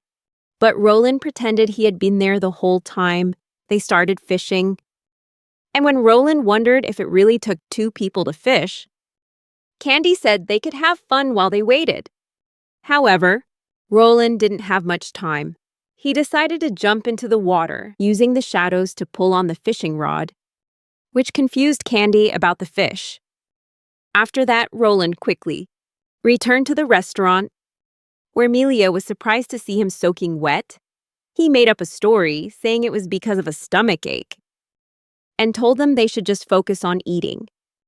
When they finished eating, Roland was again called for help by two small shadows. He told Melia he had to go again, making her wonder if she should get him some medicine. He said he would get it himself. He hurriedly left to buy a big fish and then return to the shore. He tied the fish to the fishing line, and Candy pulled it up, confused, because the fish was already dead. Roland convinced her that the fish had just exhausted itself, and Candy suggested they have dinner together. However, he apologized and said he already had other plans.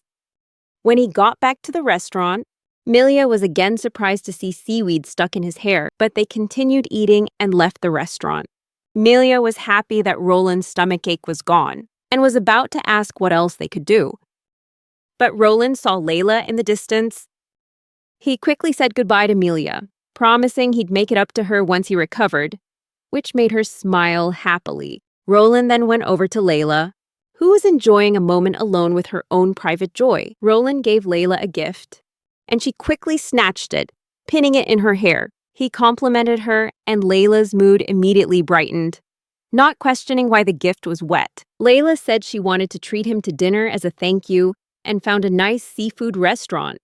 Roland thought she wanted to go to the restaurant he had visited with Melia, but Layla pulled him in another direction, saying they would go for a walk, just the two of them for a while.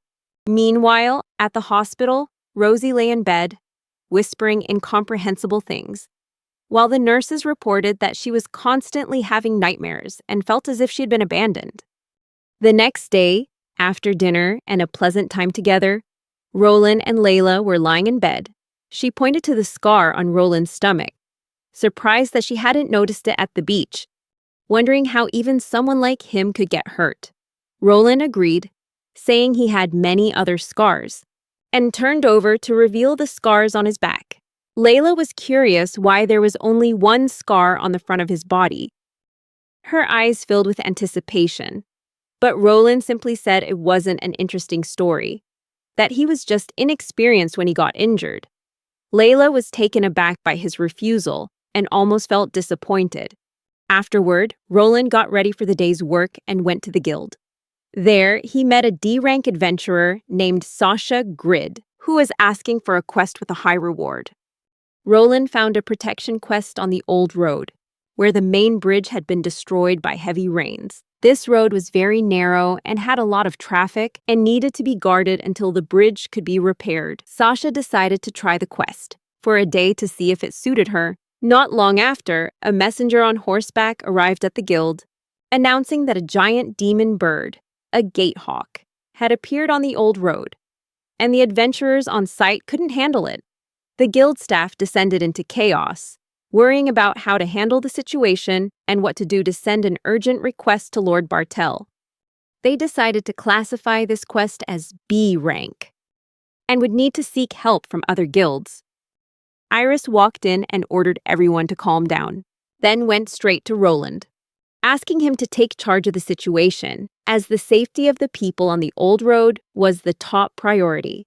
Roland accepted the quest without hesitation, borrowed the messenger's horse, and rushed off, while everyone in the guild asked in surprise if he was really going empty-handed. Roland simply said that all he needed was his own body, leaving everyone stunned by his composure and decisiveness. On his way, he recalled the scars on his body. He rode the horse as fast as he could. Roland knew that gatehawks were dangerous, man-eating demon birds that usually lived in the mountains. So encountering one on the old road wasn't strange, but this risk hadn't been included in the original quest. He knew that a giant gatehawk could swallow an adult whole, and that he needed to act fast. Finally, Roland came across a group of adventurers calling for help, talking about the demon bird they had encountered. Roland asked them if they knew Sasha, and was then told that she was up ahead, trying to deal with the bird. Although the adventurers tried to warn him, Roland continued on, confident in his skills. When he arrived, Roland saw Sasha struggling against the giant gatehawk, while other adventurers lay motionless on the ground, surrounded by pools of blood. Sasha kept firing arrows at the demon bird, but it was unfazed.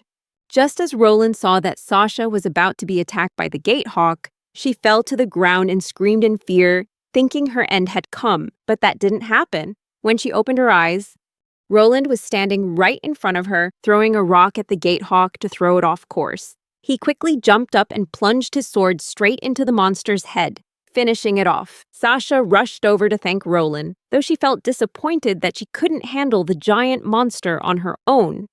Looking closer, she noticed Roland's glasses were broken, and that he looked completely different without them. This was the second time he had saved her, but Roland tried to deny it, saying she was mistaken. Afterward, he returned to the guild to report the situation, while Sasha stayed behind to wait for the rescue team. He was surprised that she still remembered him. When Roland got back to the guild, he heard the staff members reenacting the events from before he left, praising his bravery. Sasha looked around and realized he had a good reputation at the guild, and that the adventurers in the city all spoke well of him. Roland responded humbly that he felt honored to be spoken of so positively, but Sasha frowned, feeling like he didn't really mean what he said. Roland looked for a quest for Sasha, but there were no suitable D-rank quests. In the end, he suggested an E-rank quest to gather gooseberries, an ingredient for recovery potions. Paying no attention to what he was saying, she was focused on how truly different Roland looked with his glasses on. Sasha wondered why he would lie to her, but he insisted he wasn't lying. He said he only wore the glasses for fashion, which made her laugh at his answer. He assigned Sasha the quest, and she accepted it, and Roland reminded her that if she ran into any unexpected monsters, she should run away immediately. Sasha felt he was being overly worried, but Roland simply replied that he only gives that advice to people who are prone to doing reckless things or are likely to fail. Cutting the conversation short, Roland said that other people were waiting their turn. She left, saying she would complete the quest. After Sasha left, Melia came over to ask Roland about her. Melia quickly suggested that Sasha might be a stalker, which he didn't believe, but Melia kept insisting on it. Roland, though confused, just continued with his work. Melia sighed and said it must be nice to have a normal life. The word normal caught Roland's attention, so he stared at her as she asked if she was overreacting. Melia hated rushing things and would get flustered by it. She planned to go to Roland's house to teach Layla how to cook. After the girl left, Roland thought about what she had said. At the end of the day, the guild staff were cleaning up, ready to close for the day. Melia approached Roland and asked why he'd been staring outside for so long. He said he was waiting for Sasha. Roland felt worried since Sasha hadn't returned from her quest yet, and he decided to go look for her. When he arrived at the forest, Roland discovered two men who had knocked Sasha unconscious and had bad intentions for her. He quickly intervened, burning the two men's butts with a flaming stick and threatening, to do something much worse if they didn't get lost. After the two men ran off in a panic, Roland lifted the still unconscious Sasha onto his horse and headed back to the city. When Sasha woke up, she was surprised to find herself being carried by Roland. But he didn't tell her the truth, only saying that she had fainted in the forest. Sasha felt grateful and said this was the third time he had saved her. But Roland corrected her, saying it was the second time. Roland told her she should go to the hospital if she didn't feel well. Then he started to leave. But she managed to grab his shirt. Sasha hesitated, wanting to thank Roland in a special way for saving her. But Roland brushed it off, telling her not to misunderstand the situation. Arriving home, Roland was greeted by Layla, and she noticed that something seemed to be bothering him. Layla asked him what was wrong, since he'd been gone for days. She teased him, asking if Iris had been giving him a hard time. She hugged him and said she was ready to listen to his story. Roland sighed and said it wasn't a happy story. As he took off his glasses, he admitted the scar on his stomach was from his third mission as an assassin. In the past, he still remembered every detail of the assassination and knew he had to finish before dawn. His boss, Amy, insisted he would do well, telling him to always be wary of the unexpected and adapt to the situation. He never forgot what she told him. In their line of work, you always had to be ready for anything and remain secretive. Roland prepared to carry out the assassination, but he gave himself away and couldn't handle the situation, which meant he couldn't adapt. Suddenly, the man's daughter opened the door. A mysterious assassin tried to stab the little girl, but Roland quickly jumped in and took the blow before Roland struck back at the assassin. That's how he got the scar on his stomach. Layla patted his head comfortingly as he explained that his boss had scolded him while treating his wound. He was just an inexperienced kid back then, even though he had memorized everything. But reality was a completely different matter. He knew that just a minute before, he had been on the verge of success, but he had failed and felt guilty after finding out about the daughter of the man he had assassinated. Lila vaguely remembered Melia mentioning that she had recently met a female adventurer. She asked him if that was the girl. Roland agreed and said that he was atoning for his sins. But Layla told him he shouldn't have to bear the sins of others. Roland admitted that he would have forgotten about it if he were still an assassin. But now, he wanted to try and help the girl. Layla told him that he should do just that. She was still surprised that he had been stabbed when he was so young. He said that his master took him in on his 5th birthday, and his 3rd assassination was 6 years after that. After that day, I was never stabbed from the front again. Layla told him he could share his stories with her. She would always be there with him. This made Roland smile. And he kissed her. This made Layla happy. The next day, Sasha came to the guild to see Roland and wanted to accept a quest from him, but Melia deliberately lied, saying that Roland was busy. Roland was confused. He wondered why Melia would lie. The argument between Melia and Sasha quickly drew everyone's attention. Roland just saw it as a professional matter and said it was normal for adventurers and that he was the staff member they trusted the most. The others agreed with this. If only it weren't for Roland's lack of empathy. The others explained that there were no other adventurers available, and that this situation was a sign from the gods. They told him to just go with the flow, even if he believed there was a more efficient way. The two girls continued to argue, until Sasha admitted that she only came here to see Roland, but Melia still refused. The argument continued while the others looked on with bewildered faces until Morley intervened. But they just told him to shut up and get lost. This offended him, and he started yelling at Sasha for calling him old and tried to give her some weird advice about not getting too obsessed with the person you're interested in. Otherwise, they'll end up meeting muscular dads or rivals, things he's experienced himself. One of the staff members was confused until another explained that Morley follows women who are interested in roughhousing, and he tries to beat them until they get so scared that they move away. For some reason, he started crying, and Sasha and Melia didn't know what to do. Roland decided to take over as Morley was being led away. As Roland asked Sasha what he could help her with, She apologized for bothering him and said she wanted to speak with him privately. So he decided to take her outside. When she told him that she'd been thinking about everything, she revealed that she was going to leave the city and didn't want to be a bother to him anymore, but he didn't seem to care. Sasha knew there were many other women trying to get his attention. Sasha said she didn't think she would ever see him again, but she was glad that he had saved her when she was a little girl. However, after thinking about her past and what was happening now, she finally understood that the girl from the mansion no longer existed. She was just an adventurer, and he was just a guild employee. The man who saved her that night was gone too. She felt she had to say goodbye so she wouldn't be lost in her past any longer. Roland asked her if she had any plans, which made her joke about his sudden concern. She said that anything could happen since she was an adventurer now. She thanked Roland one last time and shook his hand goodbye. Before leaving the guild, Iris was standing behind a tree, eavesdropping, when Roland appeared, apologizing and saying that Melia had set him up to it. Iris reminded him that he shouldn't mix his work and personal life, which surprised Roland, but he just replied that someone else needed to hear that more than he did.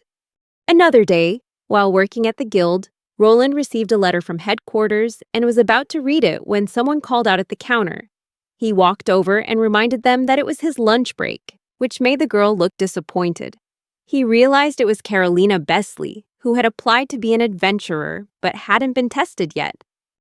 Roland recalled the information on her application form and said that he would be her examiner right now. The girl suggested he call her Lena, but Roland continued to use her full name and proceeded with the examination. When it came to measuring her magical power, Carolina refused, saying she didn't want to take on combat missions. Roland explained that even when on collection quests, adventurers still needed to be ready to fight in an emergency, which made her reluctantly agree. He wondered what to do with her. They were supposed to do a practical test in the nearby square, but she wanted to skip that too. Roland told her she would fail if she didn't do it. But Carolina didn't believe that, insisting her poison resistance skill would help her. Roland then asked why she wanted to become an adventurer. She admitted she just wanted to become an herbalist, which made him realize that becoming an adventurer was just the first step for her. And so she had agreed to it, because many others had become adventurers through the guild. If she failed, she would just go to another guild, because she believed she could really help people. From her application, Roland knew she claimed to have poison resistance. That reduced its effectiveness by 10%, and he thought for a moment before saying that it was a wonderful skill.